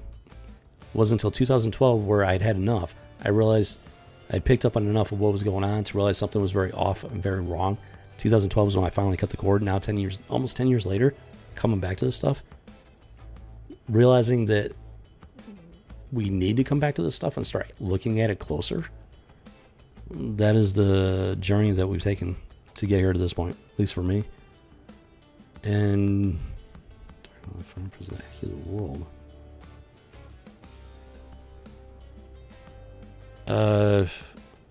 Something about some Dr. Margaret Love. She might be a Spawn character. I don't know. I've never heard of her before. She's mentioned right there.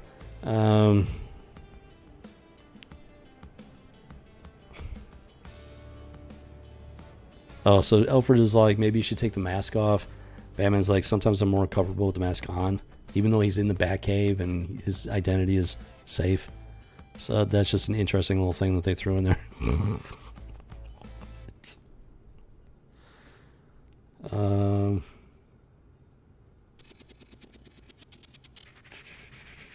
So this is a little bit on the comical side. They because you got this really horrific stuff, and then I think they're trying to like kind of lighten up the horrific stuff with some comical stuff. So the interaction between Alfred and Batman is definitely just a little bit more on the comical side. I got mixed feelings about it, but this is a Spawn Batman crossover, so you kind of got to give it some leeway. It's definitely got the Spawn / Image Comics influence in there. You can definitely Todd McFarlane. You can definitely see his influence in it. It makes for an interesting read at minimum.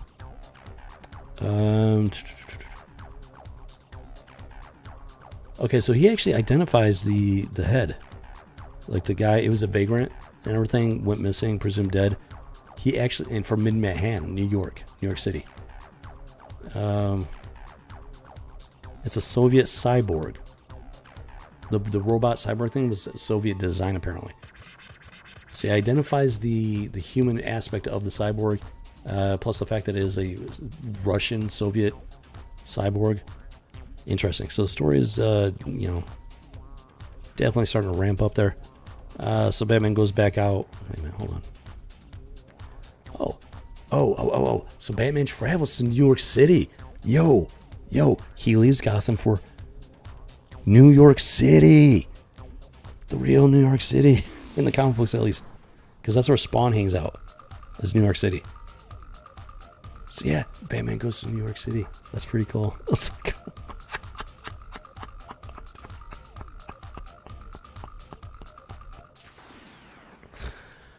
Oh, Jiminy Cricket.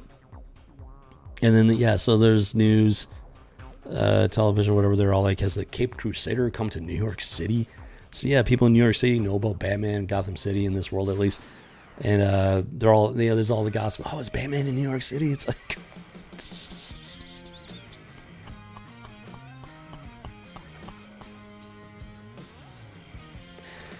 Oh, Jiminy Cricket. Wait a minute, what? Okay, so Batman is like kind of like talking to himself or thinking to himself and whatnot. Something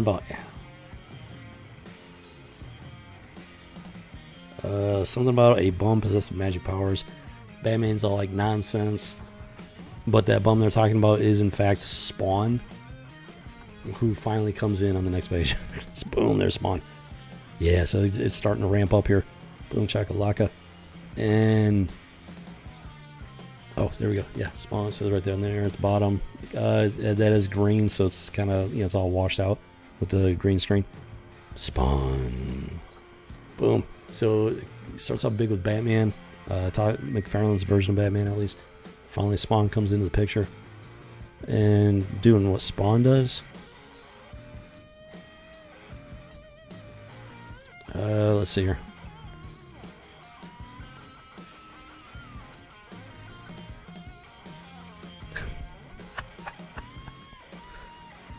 Oh, that's right. So one of the things about Spawn is that he has access to, I guess they call it Hellborn power, because the character, he gets shot, goes to hell, makes a deal with one of the demons or something like that to come back to the physical human world as this Spawn character, and he has a limited, finite amount of hell power at his disposal, so he has to be very careful how he uses it. So something's going on here. These guys are like, I don't know. Okay, so this is like I think it's just a homeless bum or something like that. And these two guys come up and they pour gasoline on him. I guess they're gonna like murder him for fun or something like that. And then the fire like comes back at him in a way that's completely unnatural. That's because Spawn has used up a tiny fractional amount of Hellborn power that he had at his disposal. So he has a time. There is a basically a countdown timer to his existence back on the human realm that is based on his finite amount of Hellborn power.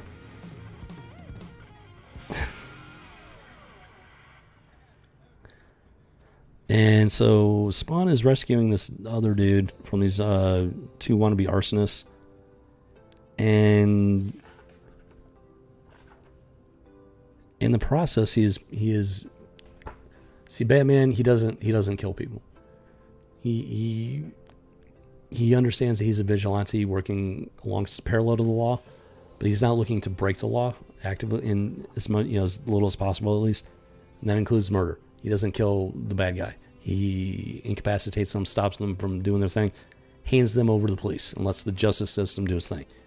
Spawn stops these two guys, but then he meets out his own justice and he sets them on fire. He's like, these guys were going to murder this guy, so he's judge, jury, and executioner. Batman happens upon the scene. He comes in. He's like, oh, this guy's like murdering these other two guys. Comes in. Wham! Boom! Batman attacks Spawn, catches him by surprise. And it's on like Donkey Kong. It's like, look at Batman versus Spawn. Boom. This monster, Batman, bark off. Impossible. This Al. He should be just this side of crippled, but he pivots expertly. So Batman hits this guy hard.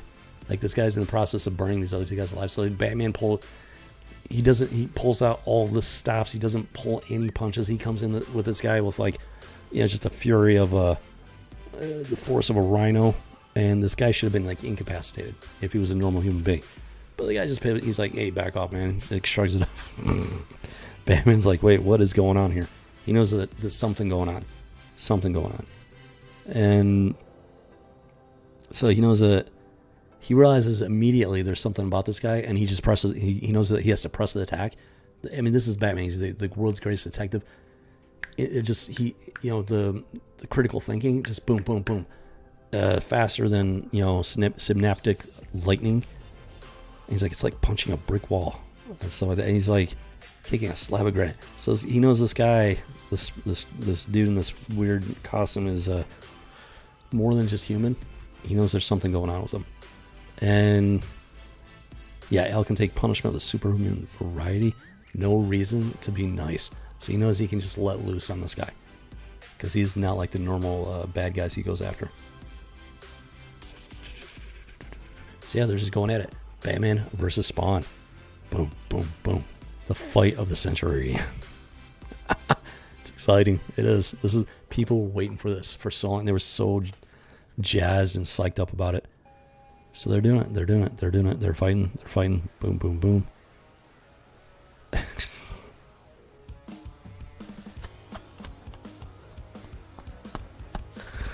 And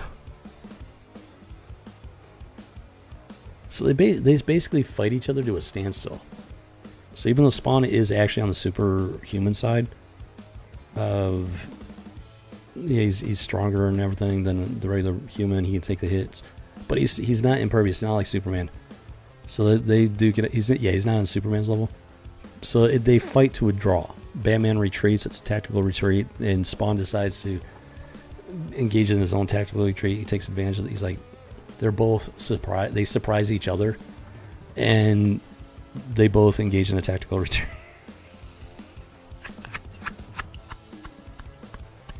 Which is fitting. That's a fitting way to introduce the characters, in my humble opinion, to each other. And hold on here. Wait, what? Hold on. Wait a minute. Wait. What's going on here? Okay, so Spawn is like moving off, and he gets jumped by one of these cyborgs. Boom. Cyborg comes in, hits him by surprise. I roll fight. Yep. That's what these comics are all about, Remy. It's all about just having fun, letting loose. Boom, boom, boom, being masculine. Yeah, that's what it's all about. And so yeah, the Cyborg comes in. He manages to Spawn manages to get one of the weapons from the Cyborg, uses it against the Cyborg, and then the human part of the Cyborg comes popping out, and Spawn starts doing his own investigation. What? And so he's talking to the head. The head's all like, he's like, Chuck? And the head's all, I don't know where I am. Chuck, what the hell? Who did this to you, pal? I don't know who I am. The last moving piece of the robot. Yeah, so at this point, Spawn stumbles across these cyborgs, and he discovers the head inside, and it's the head of somebody he actually knows. I don't know if the guy was homeless. I'm assuming the guy was homeless. It would make sense. Take homeless people, and nobody's going to notice. Nobody's going to care. And put them into these cyborg machines. But Spawn is a creature of the streets. He knows the homeless people of New York City. So he knows this guy. He actually knows who this particular guy is. Chuck. And Chuck's all, I can't feel my arms.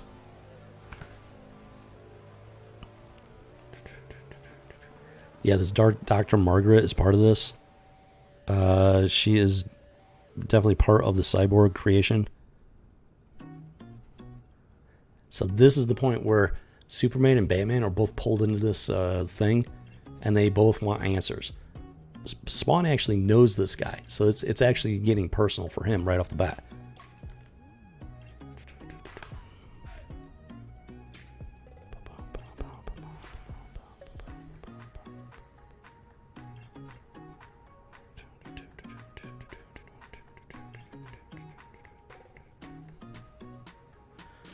So Batman, he realizes that Spawn was holding back. Now I'm thinking Spawn was holding back for a couple of reasons. Number one, Spawn recognized Batman. He knows who Batman is. He didn't want to actually hurt him. Number two, Spawn has a finite amount of Hellborn power, and he didn't want to use it up on Batman because once again, he didn't want to hurt. He knows Batman's one of the good guys, so he wasn't trying to actually hurt Batman per se. He was just defending himself against him and whatnot. Maybe he probably has a healthy respect for him and everything. But Batman realizes, Batman knows that the guy was holding back. He knows. Batman's not stupid. And boom, chakalaka. Yeah. No, yeah, this is a cool one. This is a cool one. Nah. Especially looking back, I can appreciate it so much more. I'm starting to understand why DC might have separated distanced themselves from this, because this is it's a very, very masculine fueled story, and especially looking at modern DC. I'm thinking this is going back quite a ways. Modern DC despises masculinity. This crossover is a masculinity fueled fight fest, and that's the fact that DC is not openly associated with this tells me that the anti-masculinity woke agenda has been going on for a very long time. They just weren't as open about it as they are now. That's where I'm starting to go with it. My thought process is starting to go in that direction. So I'm enjoying it. I'm especially after the years, because this was what 1996, 94. This one was 1994. It's around that time frame. Just around that time frame. So yeah, it's 1994. Was that 27 years? Looking back, I mean, I'm enjoying this more now than I did then. I enjoyed it then, but 27 years later, with all this stuff going on, I'm enjoying it even more. So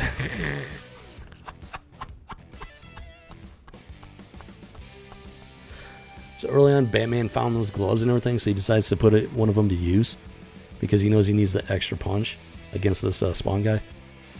And he doesn't know his Spawn. He just knows him as Al, word on the street.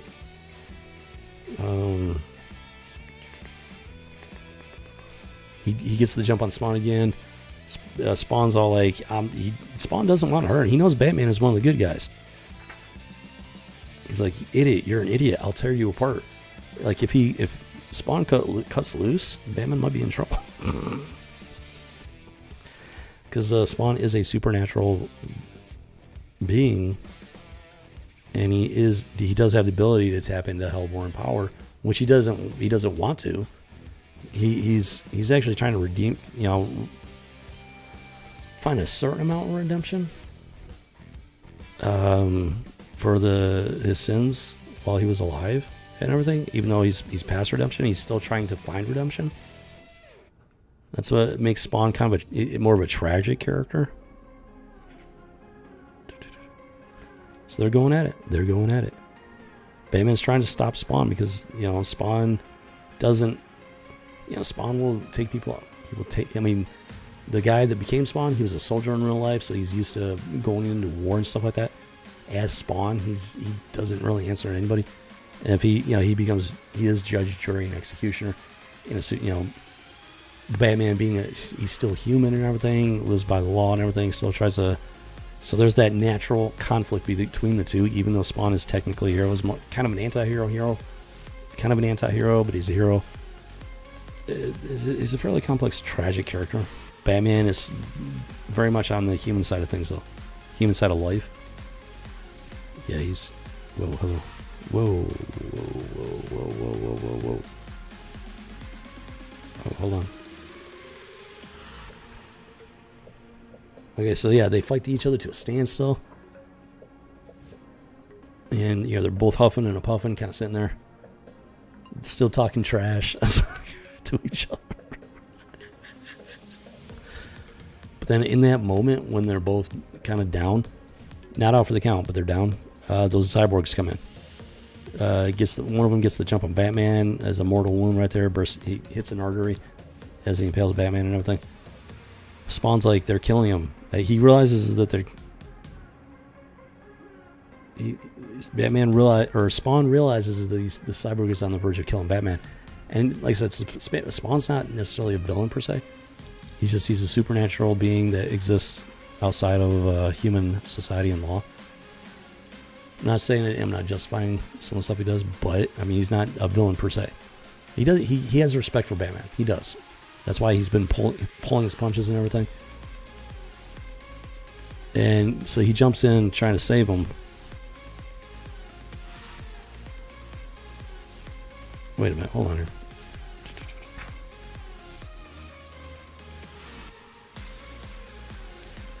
So, yeah, Spawn recognizes the fact that Batman's about to die. So he taps into his Hellborn power and everything. He obliterates the cyborgs in order to save Batman. So the immediate threat is gone. But then Batman's he's mortally wounded at this point. He's still alive, but he's dying. So Spawn goes the extra mile, and so he has this ability to destroy immense power and everything.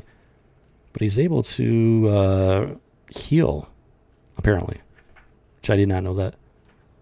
So Spawn taps more into his powers and uses it to repair the damage to Batman's body. But there's also like this telepathic exchange going on in the process. And Bruce Wayne Batman learns quite a bit about Spawn directly from like this telepathic exchange that's going on. It's a very, supernatural type experience. And finally at this point, Batman's like, he has a better understanding of who this guy is and his motivations and everything, straight from the horse's mouth, so to speak. Batman realizes, okay, you know what, I need to cut this guy some slack, cut him a break, and maybe we need to work together here. So this whole thing goes down. Spawn saves Batman. This is where they become allies. And they get this really great page right here. Boom. That's just an awesome page right there. Batman and Spawn side by side, working together. It was pretty cool. Like, especially going back through this again. It's actually pretty cool. I appreciate it better now than I did back then. After everything they've done. Two very strong male characters, duking it out, doing their thing. Both of them thinking, they both exist within their own universes and everything. They're two very different characters, but at the same time, they are both fighting for good and noble causes overall in the end. Even though Spawn is, he's condemned to hell and everything, but even then, he's taking a situation and trying to do something good with it to make up for the stuff that he did. He's paying for his sins and everything, but in that sense, he is trying to find redemption, even though he is beyond redemption. So there's something tragic in that, because he is human. He was human. There's still very much a human part of him, and they're trying to stop this legitimate evil thing going on.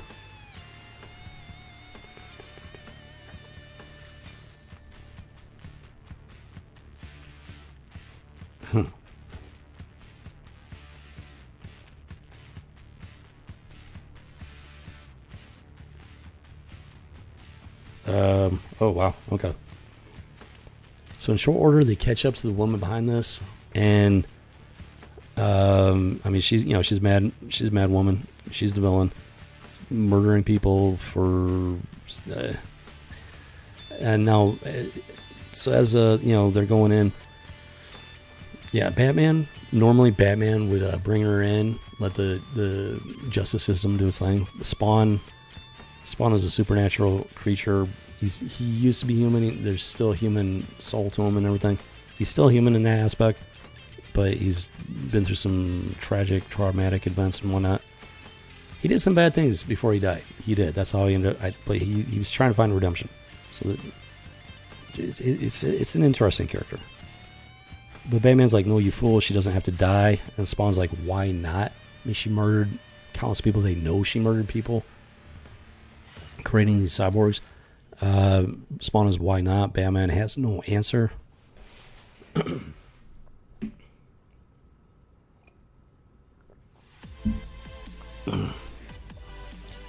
He moves towards a dying woman. Here's her last pathetic gasp when I risen to as far too late.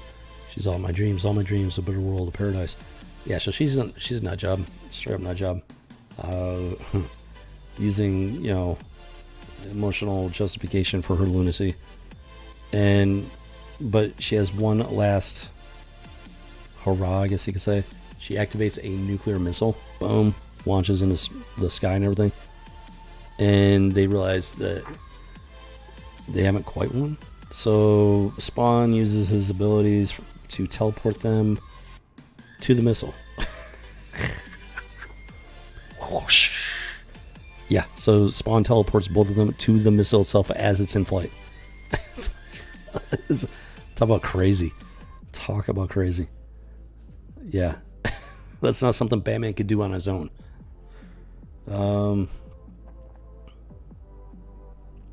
Batman's like, don't touch the cape. Nobody touches the cape.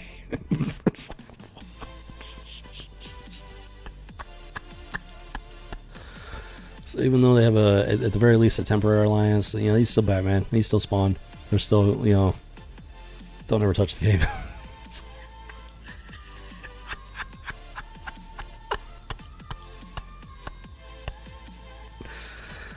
Jiminy Cricket. So Spawn has the ability to get them to the missile, but Batman's the one with the intellectual know-how to be able to actually disarm the warhead. So he disarms the warhead in mid-flight. Spawn gets them out of there. The missile drops harmlessly into the ocean. The city is saved. Boom, chakalaka. So then they have a discussion after the fact. They save the day and everything. Batman's, he's not going to take further action against Spawn because he does have a better understanding of him. But he's still all, your methods are revolting. Your disrespect for human life is detestable. Your lack of discipline is nothing short of embarrassing. We'll meet again. It's Batman. That is Batman. And then Spawn's like, naturally Spawn's like the cocky little punk. Batman's a seasoned veteran and everything. Spawn's the cocky little punk. You better hope we don't. I could have had you for breakfast. If you step on my trip again, I will. That's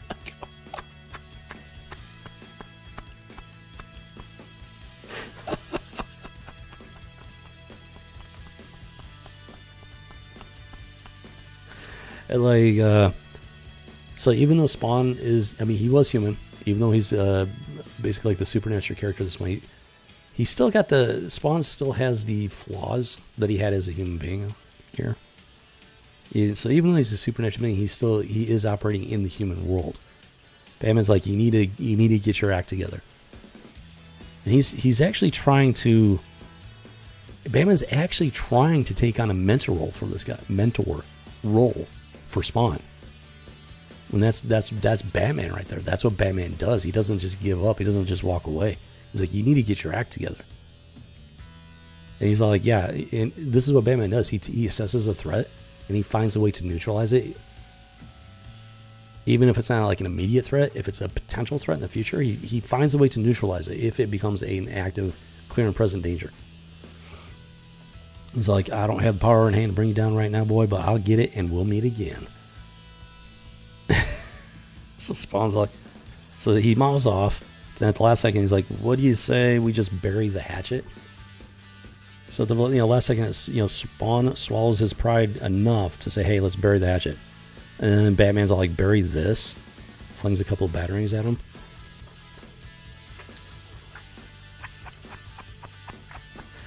And this is the final panel, the end. Spawn with a batarang buried in his forehead.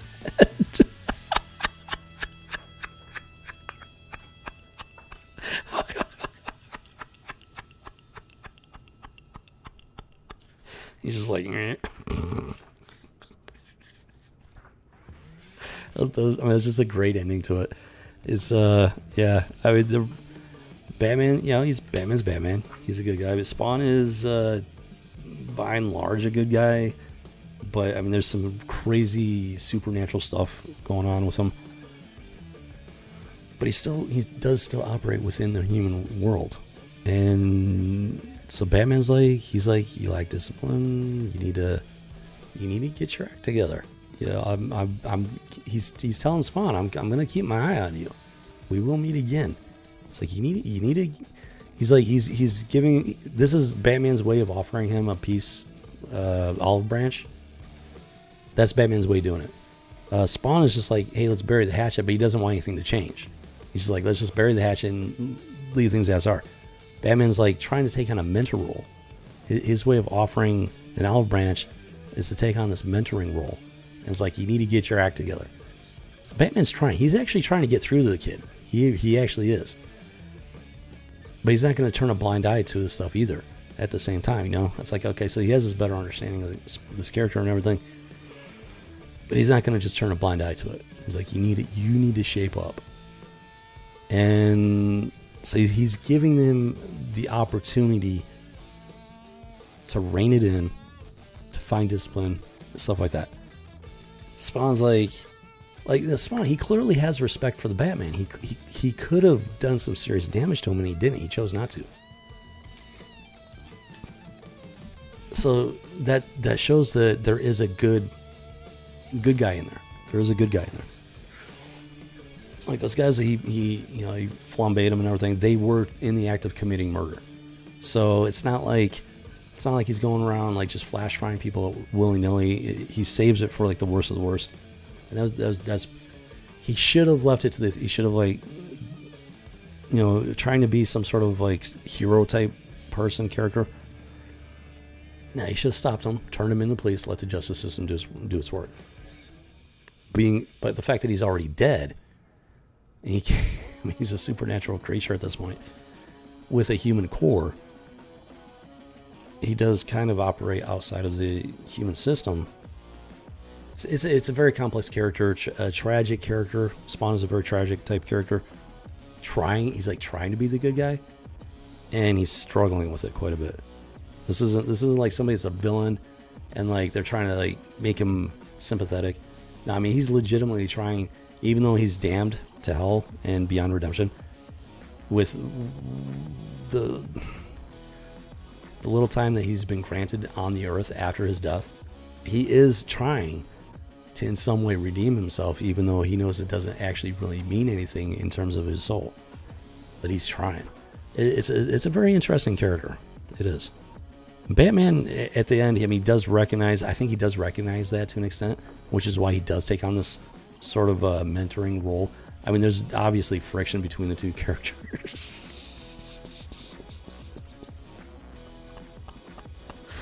as evidenced by their parting. And then it was just like, it just cracks me up.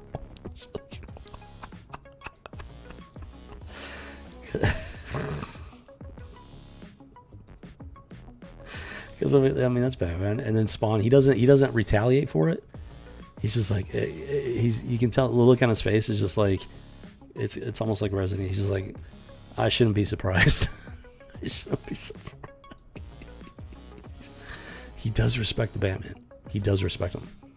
That's why he didn't. I mean, he could have. He's got these supernatural abilities. He could have put Batman down because he's supernatural in that way, and Batman wasn't prepared for him. He heard this at the beginning of the issue and everything. He hears the stories about this guy. He doesn't know him as Spawn. He knows him as Al. And so he hears the stories, but he doesn't even believe the stories. And then he fights the guy and he realizes there's something more going on here. So yeah, he could have taken Batman down because Batman was not prepared. But he had the respect for him and didn't go full Spawn on him. But they duke it out, come to a tenuous alliance.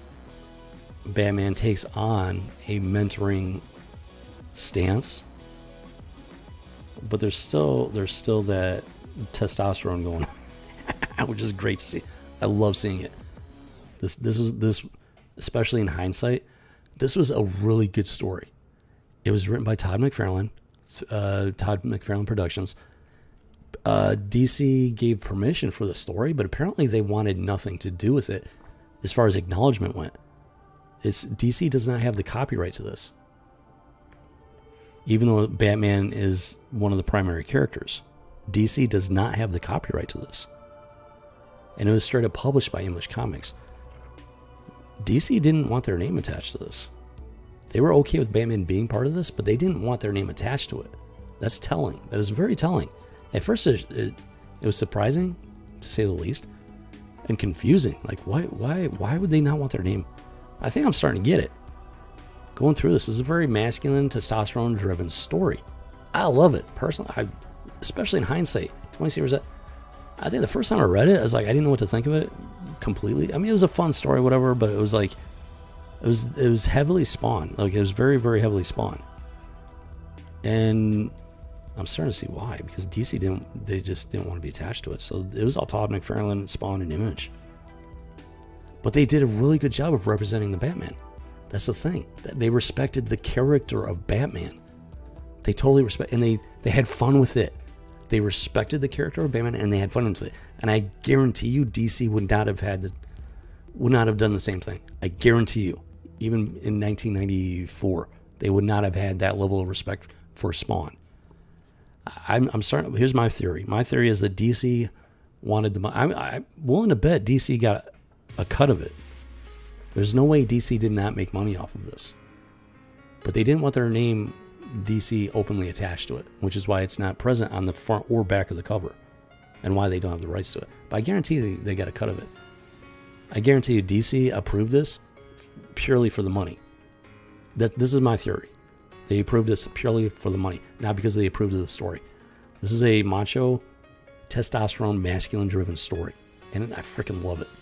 I love it. It's not like overly grotesque. There's some horror aspects in it, but it's not like horror. It's not like over the top grotesque. That's one of the things about Spawn. Why I was able to get into Spawn. It's got that horror aspect and everything, but it's not like, at least this one. I mean, you got the disembodied heads that are part of the cyborg, which is just like horrific. But it's not like, you don't have like entrails and stuff like that. I mean, there's blood, but it's not like over the top. It's the right balance. And which is why I used to like Spawn, but I don't like certain, like in this Impulse comic with his father Omega, whatever his name is.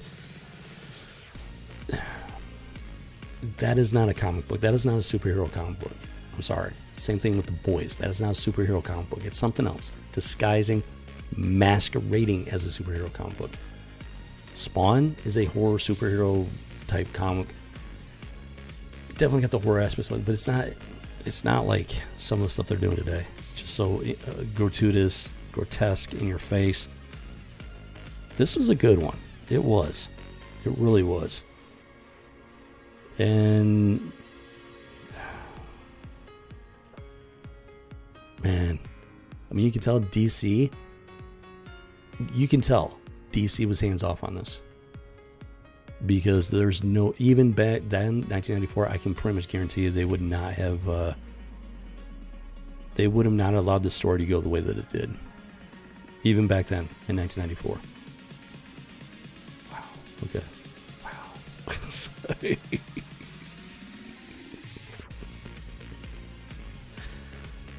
Oh, Jiminy Cricket, man. Especially looking at modern comic books, modern DC. Modern DC is the proof that what I'm saying is quite possibly true. Modern DC especially would never allow this to fly. Never.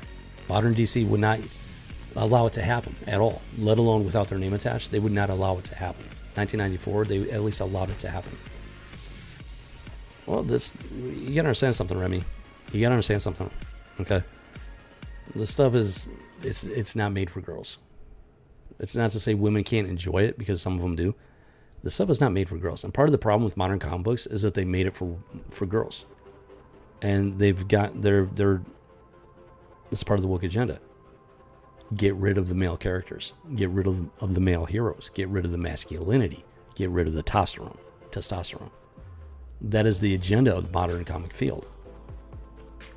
So yeah, for the boys, you're laughing. I'm not laughing, because this is what I want. When it comes to comic books, this is what I want. I'm a man. This is what I want. But the modern industry, that's not what they want. They don't want men to be able to be men. They don't want men to be able to enjoy themselves as men. They want to just they want to emasculate men. That is the goal of modern comic books. Like your comments here, they're touching on the state of modern comic books and why it's such a hot mess. That's what they're trying to do. They're trying to destroy masculinity. They're trying to destroy testosterone. They don't like testosterone. As a biologist, I can tell you testosterone makes a huge difference. Huge difference. You don't understand. Women have like this much testosterone. Men have like this much testosterone. And it makes a massive difference in biology. So it's like, it's just, yeah, the state of modern comics. It's about destroying male characters. It's about destroying masculinity. It's about destroying testosterone. And I'm telling you right now, that is why DC did not want their name openly attached to this. It is Batman, but it is not DC. Even back then, there was some good stuff going on with Batman. There were some good stories. But even back then, DC didn't want their name attached to this.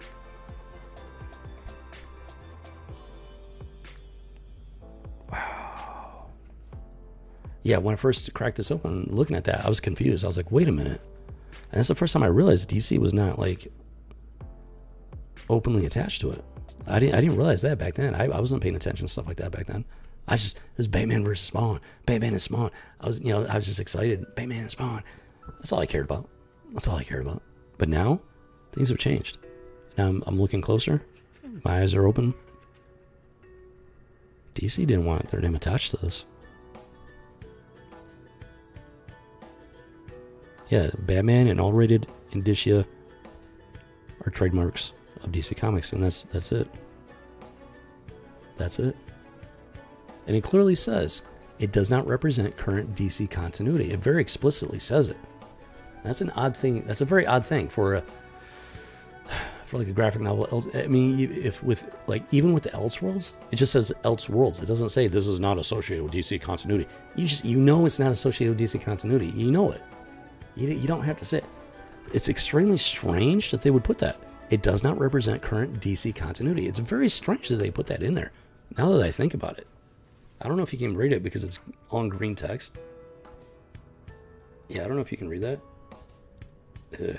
Yeah. Oh, yeah, you can. It does not represent current DC continuity. That's blowing my mind right now.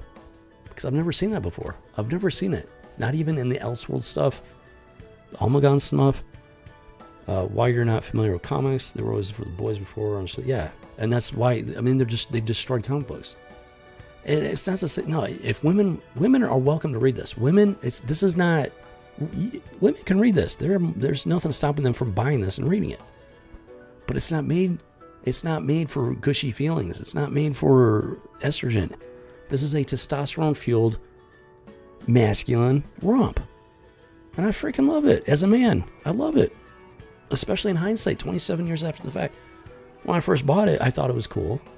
But now, after the fact, with everything that's going on, I freaking love it. I honestly wasn't sure what I was going to think of it. I wasn't sure if I was going to look at this and look, 27 years after the fact and be like, it's not as good as I thought it would be. It's not as good as I remembered it being. No, it's actually better than I remember it being. It's better than what I remembered.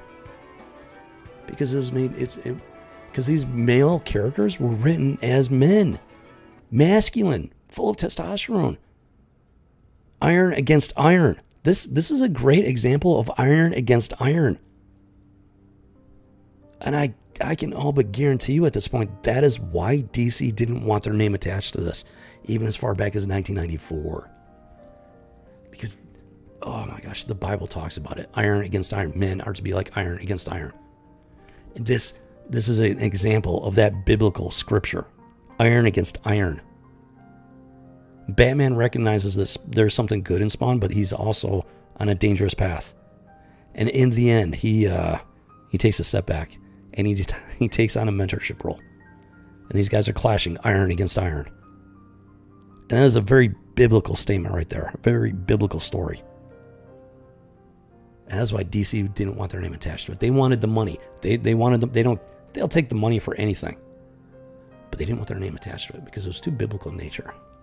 Iron against iron. Oh, there was a femme fatale. The female scientist, the Dr. Margaret. Naturally, the female was the scientist. However, I find it very fitting that the female scientist was the villain. But I don't know if you caught it. I don't know if you caught it there, Remy. I pointed it out, but I wasn't like I didn't obsess on it. I just touched on it very briefly. At the very end, she's Spawn takes her out because she's a bad guy. She's a villain. But in the end, where she's had her final words. My dreams, all my dreams, a better world, a paradise. So as the female scientist and villainess, in her mind, she's justified these evil, heinous acts because she wants to create a quote-unquote paradise. So yes, there is a femme fatale, but they very appropriately present her as a villain. But even then, at the very end, at the very end, she's all like, she in her dying breath, she's still justifying her actions because she was trying to create a paradise, a better world in her mind, driven by her emotions. And I'm thinking DC didn't like that. No, yeah, I didn't dwell on it. I very briefly touched on it, so that's probably why you missed it. And you might have been busy, possibly. I know you're usually doing stuff while you're watching. See, I mean, I very, very briefly mentioned it, but yeah, at the end, yeah, she's the doctor, the villainess. She's the driving force behind these cyborgs, and her excuse was that she was trying to build a better world by murdering people and turning them into cyborgs.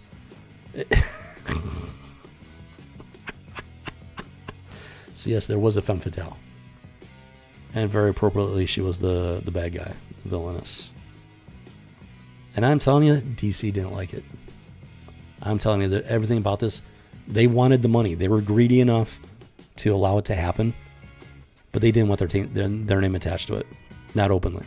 It's like, okay, but yeah, people recognize Batman as a DC character, but nowhere is DC on this book. It's Image. This is all Image. Frank Miller, Todd McFarlane. It's not DC. It's Batman, but it's not DC. Jiminy cricket, that is mind-blowing. I did not expect going into this. I was just like, hey, cool, it's Spawn Batman. I get to go over Spawn Batman again. Look at it again. I didn't know what to expect either from the issue. But this is pretty much like definitive comic books right here. And this is what they've destroyed. This would never fly in the modern DC world. Yeah. It's like I said, I barely touched on it. And so I'm glad you asked about it, because then I realized that I probably should have mentioned that a little bit more going over that part. Yeah, this is a testosterone masculine fueled romp, as it should have been. And 27 years after the fact, I enjoyed it more now than I did back in the day, and I very much appreciate it more now than I did back in the day. Oh, the dogs are barking. Copy that. Wow.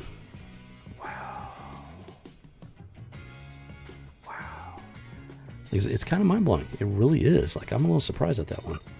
Jimmy Cricket, man. I mean, I didn't know what to expect. I was hoping it'd be good, but this is like way better than I remember it. Way better than I was expecting. They did a good job with this one. It's got just the right amount of like image, Spawn, comedic goofiness to help balance out the horror aspect of Spawn. And like, I'm 27 years after the fact. I'm appreciating how well done this was. Like, wow. Written by Frank Miller, artist Todd McFarlane, letterer Tom. Okay, so Todd McFarlane created Spawn, but Frank Miller actually wrote this. I find it difficult to believe that Todd McFarlane was not involved in the writing of the story. I find that difficult to believe, because it definitely reads as a Spawn comic. It reads as both Batman and Spawn. Like, both characters are respected in this. It's well done, very well done.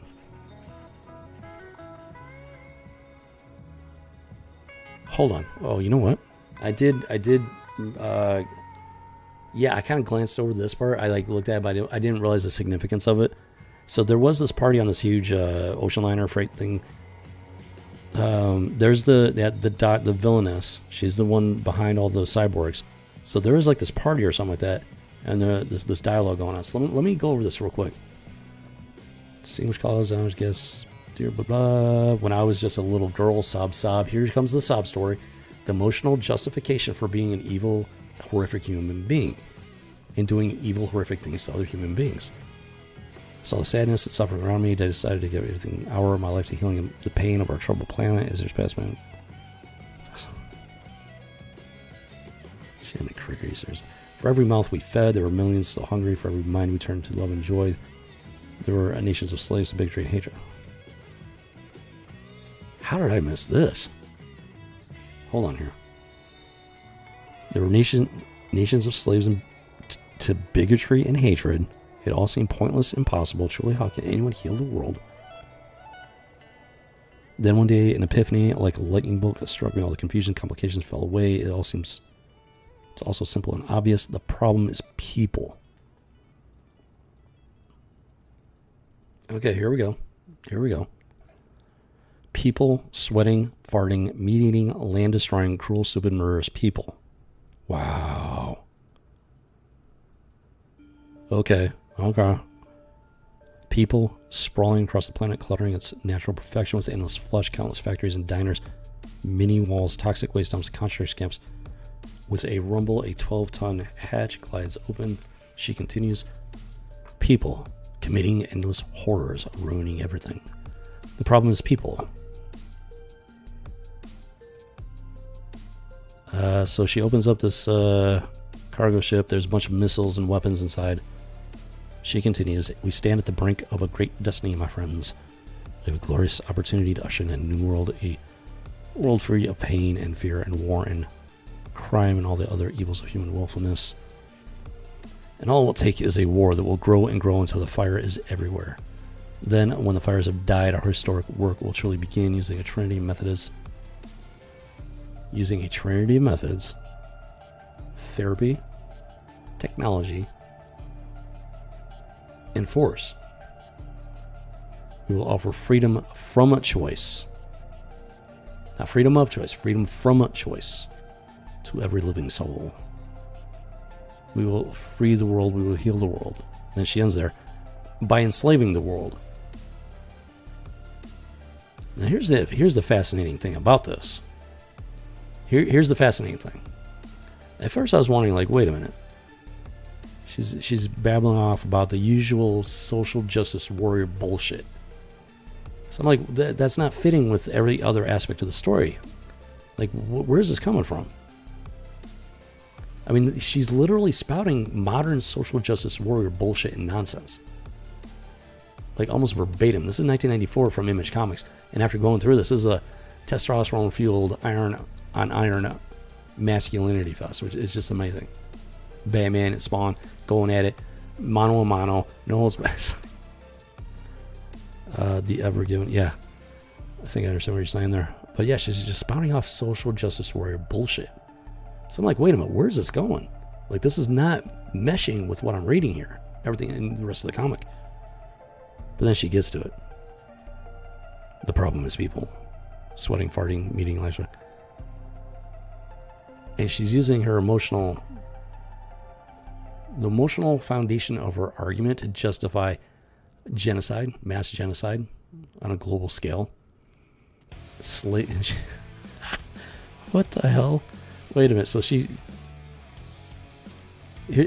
first she says there were nations of slaves to bigotry and hatred, but then she justifies her actions to free the world from choice, which is the definition of slavery.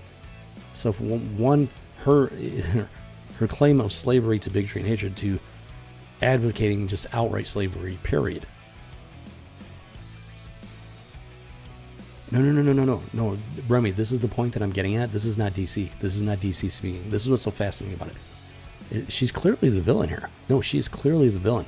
This is where, when I first started reading this, part of her monologue, I was confused. I was like, wait a minute, this sounds like the SJW stuff. And then it gets to the second half of it, and it's like, okay, boom.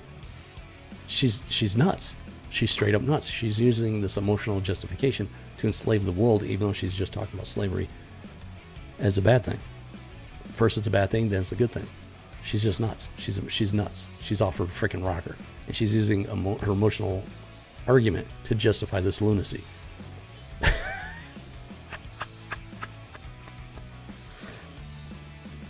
So in that sense, see, the way I'm seeing it, he's actually making fun of the SJW arguments before this whole woke agenda became mainstream. DC did not want its name attached to this in 1994. They wanted the money from it. They wanted to profit from it.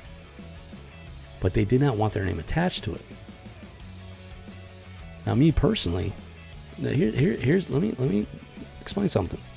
Me personally, if I created a character like that, a universe like that, and somebody wanted to do a crossover collaboration,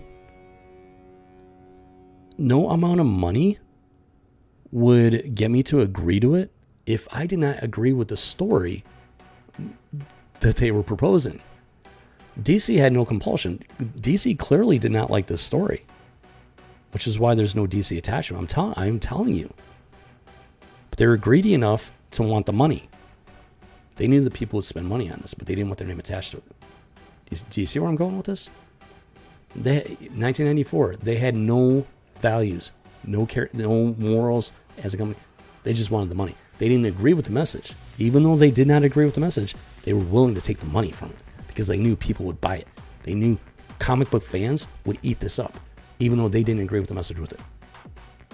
That's the type of people that were running DC even as far back as 1994. It is. That's the thing. This doctor chick, she's spouting the woke agenda. She's spouting the left woke agenda, but then they very clearly lead into the second half of her monologue and reveal her as a complete and total lunatic.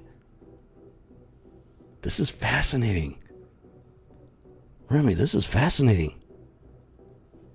Holy shit.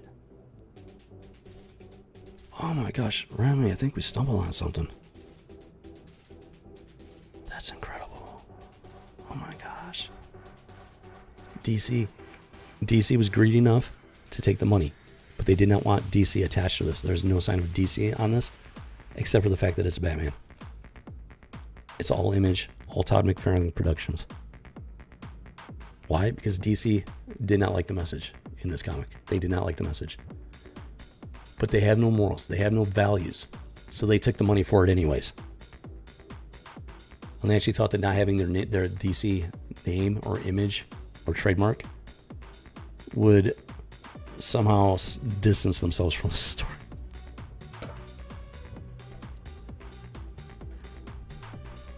I can't believe this. Like, holy shit. This is incredible. This is mind-blowing. Like, I'm legitimately just blown. My mind is just legitimately blown away right now. Holy crap. I mean, this is what critical thinking looks like, folks. Anybody that's watching this. This is what critical thinking is.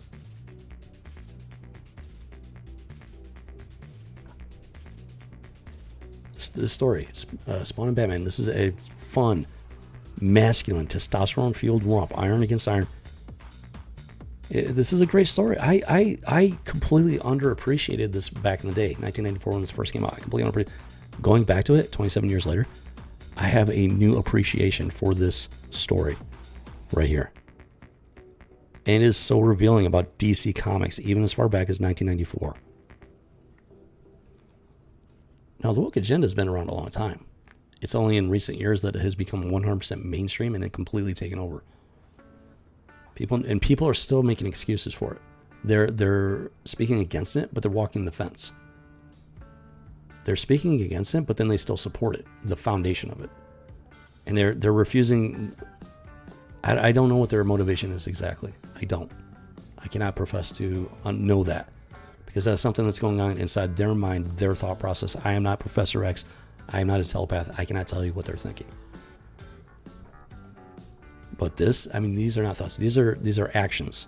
The fact that DC refrained from putting their trademark on this, that they refrained from advertising it as a DC title, even though I guarantee you they got paid. I guarantee you DC got paid for this. But this is all Image and Spawn. Todd McFarlane. This is not DC. I'm telling you right now, DC had no part in this, other than to let Batman be used for the story. And that is very telling. This is a great example of what critical thinking looks like, folks. Jiminy Cricket, and my mind is blown. I mean, Todd McFarlane, he's taking an open shot at the SJW woke agenda back in 1994. I mean, this is an open shot. This is the big old middle finger to the woke agenda in 1994, folks. If you don't believe me, find a copy and read it for yourself. This is a big old middle finger to the woke agenda. And that's incredible. I got 2 copies of it. I got a signed copy. I got a signed copy. Somewhere. It's in my I gotta find it. I've got a signed copy, and that just made my day right there. Holy shit, that just made my day. My mind is legitimately blown.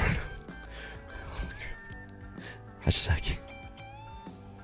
Every time I'm thinking, okay, well, there's, what else is there to learn? Jiminy Cricket, when will I learn? There's always something to learn. This is just. If you are sick of the woke bullshit, of the modern tragedy, and just the heinousness of modern comic books, I highly recommend picking this up. Superman, Batman, Image Comics. This thing it's a romp. Testosterone. It's not grotesque. There's blood, there's violence, but it's not grotesque. It's not like bodies being ripped apart, which I don't understand why people are into that, because that is not comic books. This pushes the limits as far as you can take it to a tasteful extent. Anything more than this, it just becomes obscene. This is the right balance right here as far as that goes. I'm glad it makes sense. If it makes sense, then I'm doing something. Then I'm doing my job there, Remy. Jiminy Cricket. So yeah, this is especially like legitimate. I'm talking about real comic book fans, not the people that are into like the movies and they want the comic books to become more like the movies. I'm talking about legitimate comic book fans. These people. Todd McFarlane created Spawn. This is Spawn right here, because Todd McFarlane was part of this. Todd McFarlane created Spawn. Frank Miller was, he's done the Dark Knight Returns. This is actually a companion piece to Dark Knight Returns. if you want a legitimate comic book experience, this is it right here. This is I give it the House of G stamp of approval. Spawn, Batman from Image Comics. This is not from DC. This is from Image. Make no mistake. Iron on iron, testosterone, masculinity. Boom, boom, boom. There you have it.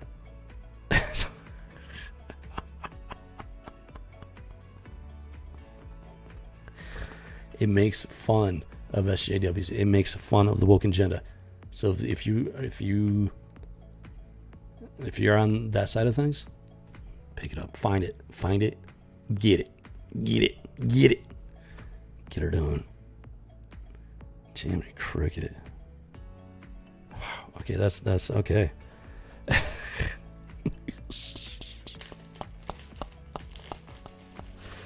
Oh my goodness, that's amazing. Yeah, there are times I don't know what to expect. And it's just so many of these issues have surprised me. Like one way or the other, they've surprised me. This one has surprised me very much on the good side of the equation. And in a very positive manner. I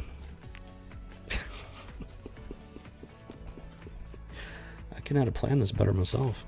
I couldn't plan it better. This is all blind. I'm going into this stuff blind. Yeah, this stuff is from like 20, 30 years ago.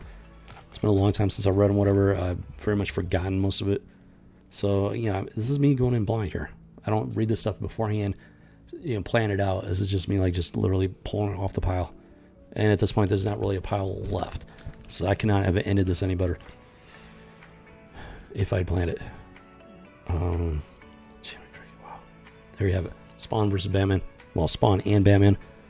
Bagged and boarded, ready for storage. Not in perfect condition. It's in pretty good condition. The other one that I had, the signed copy, should be like near mintish because I've had it in storage the entire time, protected.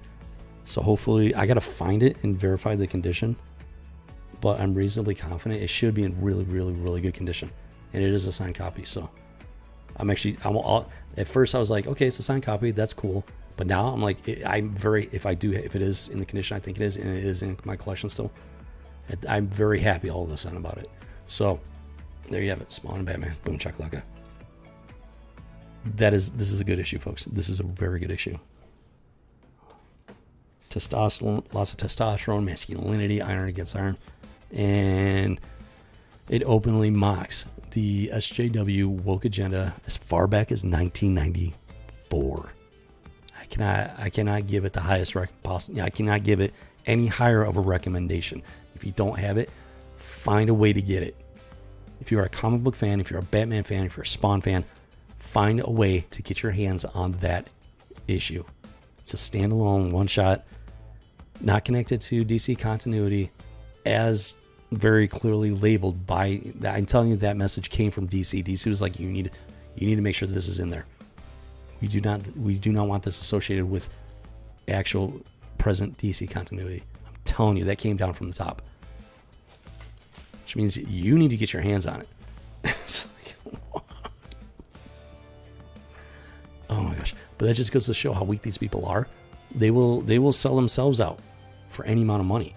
They don't care. They have no standards. They have no values. They have no morals. They will sell their soul for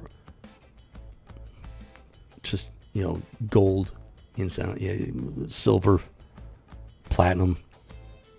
They will sell their souls because that's all they care about.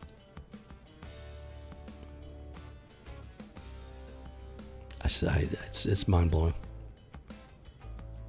You enjoy seeing and musing about the behind the scenes of the corporate level, and you can see what's going on. They don't have. This is not a court of law.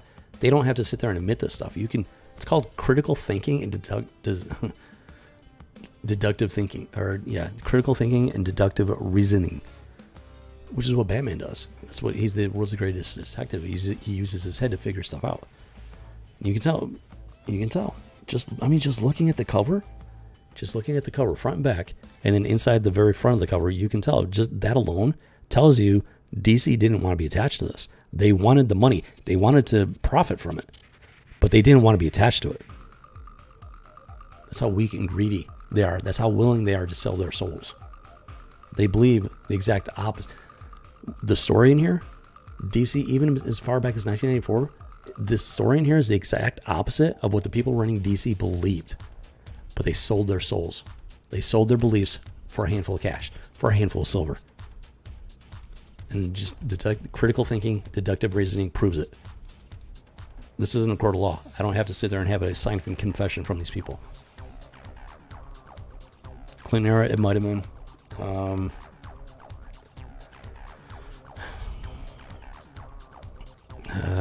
I don't remember exactly the years he was in office. Reagan was until 88. Yeah, I think it was Clinton years, which isn't here or there. You know, it's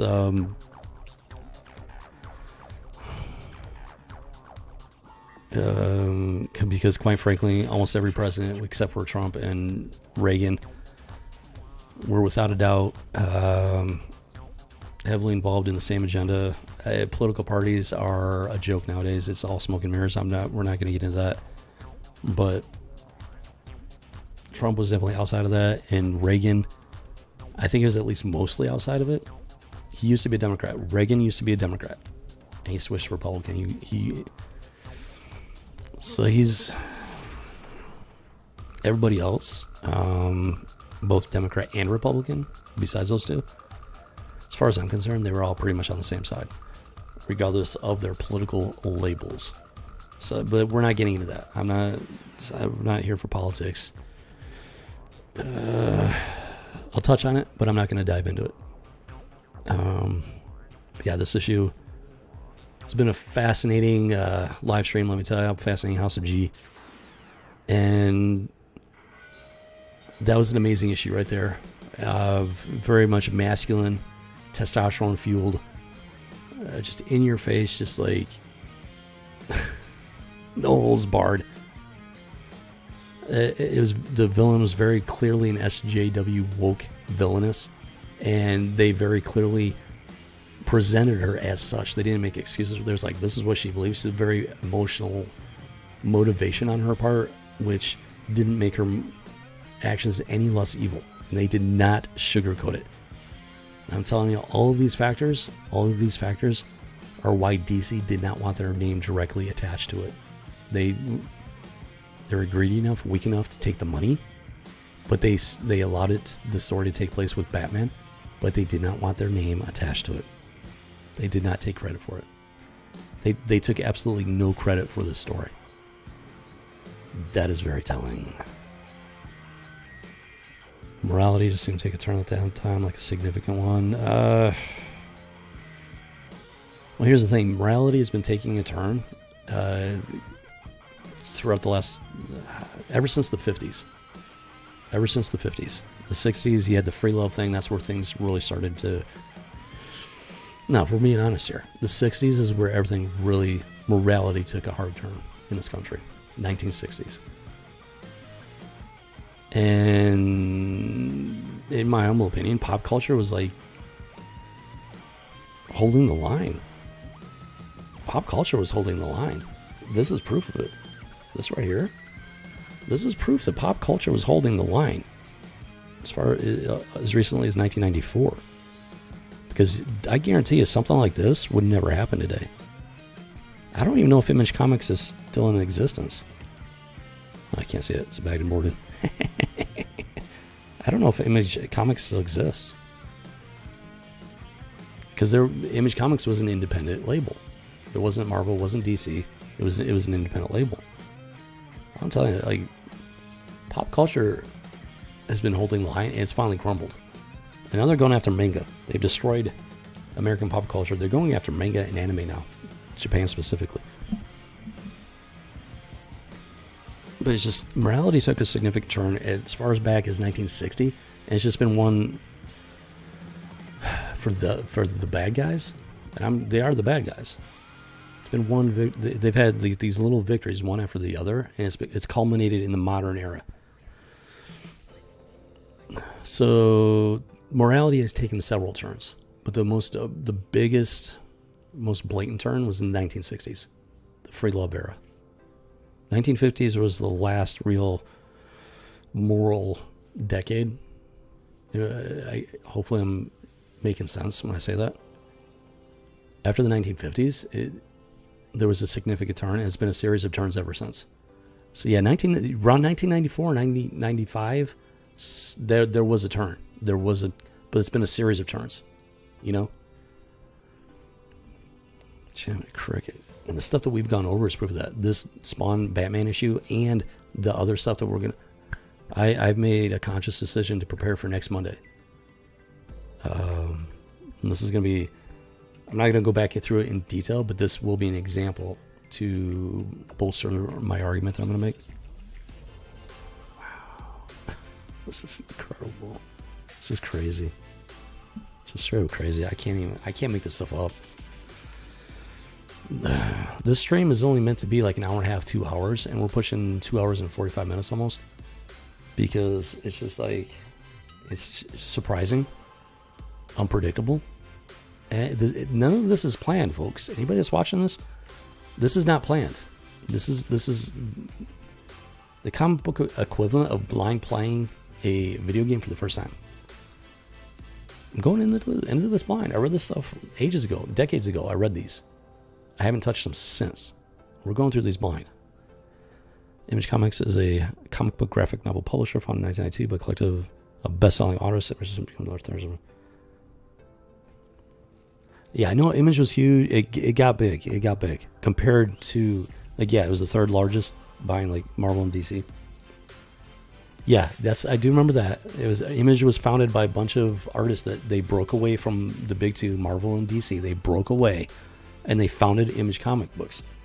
And I'll tell you, this is the perfect example of what went down. Yeah, that's right. No, that's right. Thank you for reminding me of that, Remy. I actually kind of forgot about that. The people that founded Image Comics, they broke away from Marvel and DC because they were not happy with the direction that Marvel and DC was going back in the early 1990s. That is a fantastic point. That's holy shit. Oh my gosh. Honestly, it was a shock back in the day. Back in the day when Image Comics was founded by these people that used to be part of the mainstream, it was a surprise. People were surprised by it. I was surprised by it. I was like, what are these guys doing? Why are they doing this? Like, why would they break away from the established stuff, the big titles, the big characters? Why would they do this? I think we're starting to figure out why.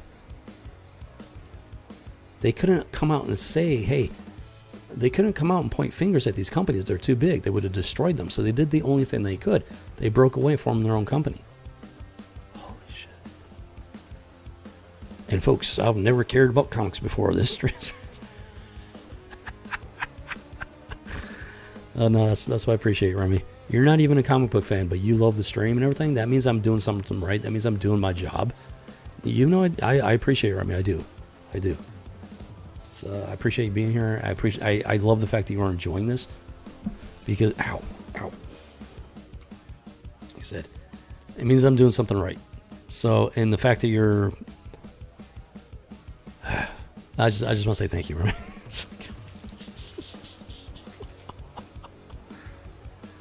It's man, dude, I don't know where this is going, but I'm gonna keep going with it. This is you get that from their website. Okay, copy that.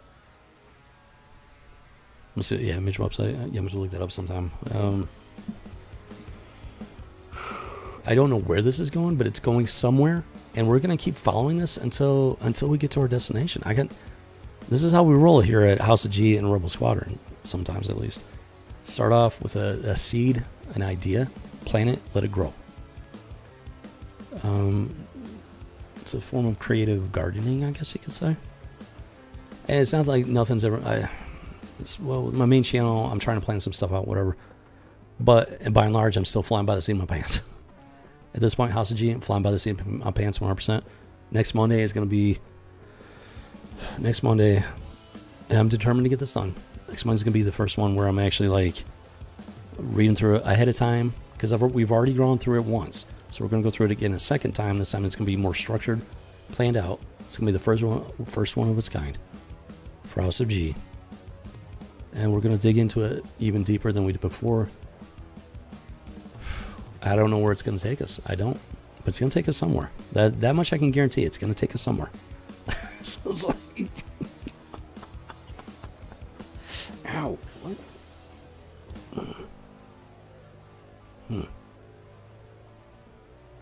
Need yeah, I think the cleaning droid is sleeping on the job. I have to find him and give him a little kick in the pants. Let's see here. Yeah, so, oh, wow, okay. You know what? Wow. This has been a fascinating House of G, let me tell you. Okay, taking notes. That's always good. Glad you're taking notes, sir. This has been an amazing House of G for me. And hopefully it's been an amazing one for you too. Yeah, so it's some fun issues. These are some fun issues. Yeah, Leonardo da Vinci. You got Grendel and Batman. You got Spawn and Batman. Some great crossover. Some great stories. You got the extra coffee ready. Hey, whatever you need to do your thing on your end there. You do what you got to do. I know I'm looking forward to it. This one's been on the back burner for several weeks now. And yeah, if I can get this done, it's going to be, I've been looking forward to this one myself too. So it should be an interesting House of G, let me tell you. So, yeah, Remy, I hope you can get your email thing figured out, because you can always reach me. I do the Facebook. I do get email notifications if you message me on Facebook or something like that. Twitter's probably the best bet right now. Yes, hopefully you can get your email thing figured out, because that is weird. That is very weird. It's like, I don't know. I don't even know. Some technology. It's the stuff. Technology can do some weird stuff that it's not meant to do. It's pretty amazing. And kind of creepy at times as well. So yeah, I hope you enjoyed this House of G, and I hope it helps you start off your week and gets you through your Monday. It's definitely helping with mine, no doubt about that. Oh my gosh, I got so much.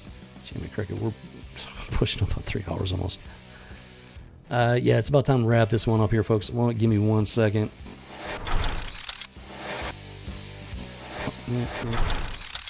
Wrong one. Close to no cigar. Okay. Ow.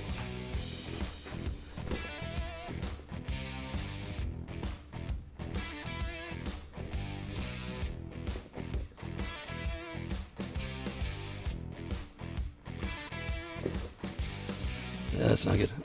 Might have a piece of glass in my foot. I'm going to get that taken care of here. Yeah, I gotta get to it. Got a lot of things to work on. It just never ends. Going hard 6 days a week. This isn't even my main channel, so I try to get as much done as I can here, which is very little at this point. But I got some plans coming up. Definitely got to I gotta get to work here so I can get that ready for next week, on top of everything else. So looking forward to it. Excited about it. Hope you're enjoying it. Hope you have a fantastic week there. And rolling into the weekend. Monday's almost over. That means the weekend's almost here. That's my story, and I'm sticking to it. So yeah, hope you got that. You're gonna have that coffee ready for next week. It should be a fun one. Jimmy Cricket. Oh my gosh. Yeah, let's do this. All right. Yep. This has been another House of G. It's been a lot of fun. Oh my gosh. I'm so glad that, yeah, this one was mind-blowing, but in a very good way, let me tell you. Yeah, if you are interested in comic books, and anybody else watching this, Batman Spawn, I highly recommend you picking this one up, especially this one. Spawn Batman, 1994, Image Comics, Frank Miller, Todd McFarlane, testosterone-fueled masculine blast, iron on iron. Oh, man, it does not get any better than that. Highly recommend it if you can get your hands on it. If I can find my other copy, the signed copy, I'll be more happy. But like, hey, look at this, check it out, bling bling. Gotta flex. I ain't got much to flex with sometimes, but hey, when you got it, it doesn't. Yeah, it's okay. Just flex a little bit. Come on, that's how it works. That's how we roll, right? It's okay. Dougie, you have yourself a fantastic Monday.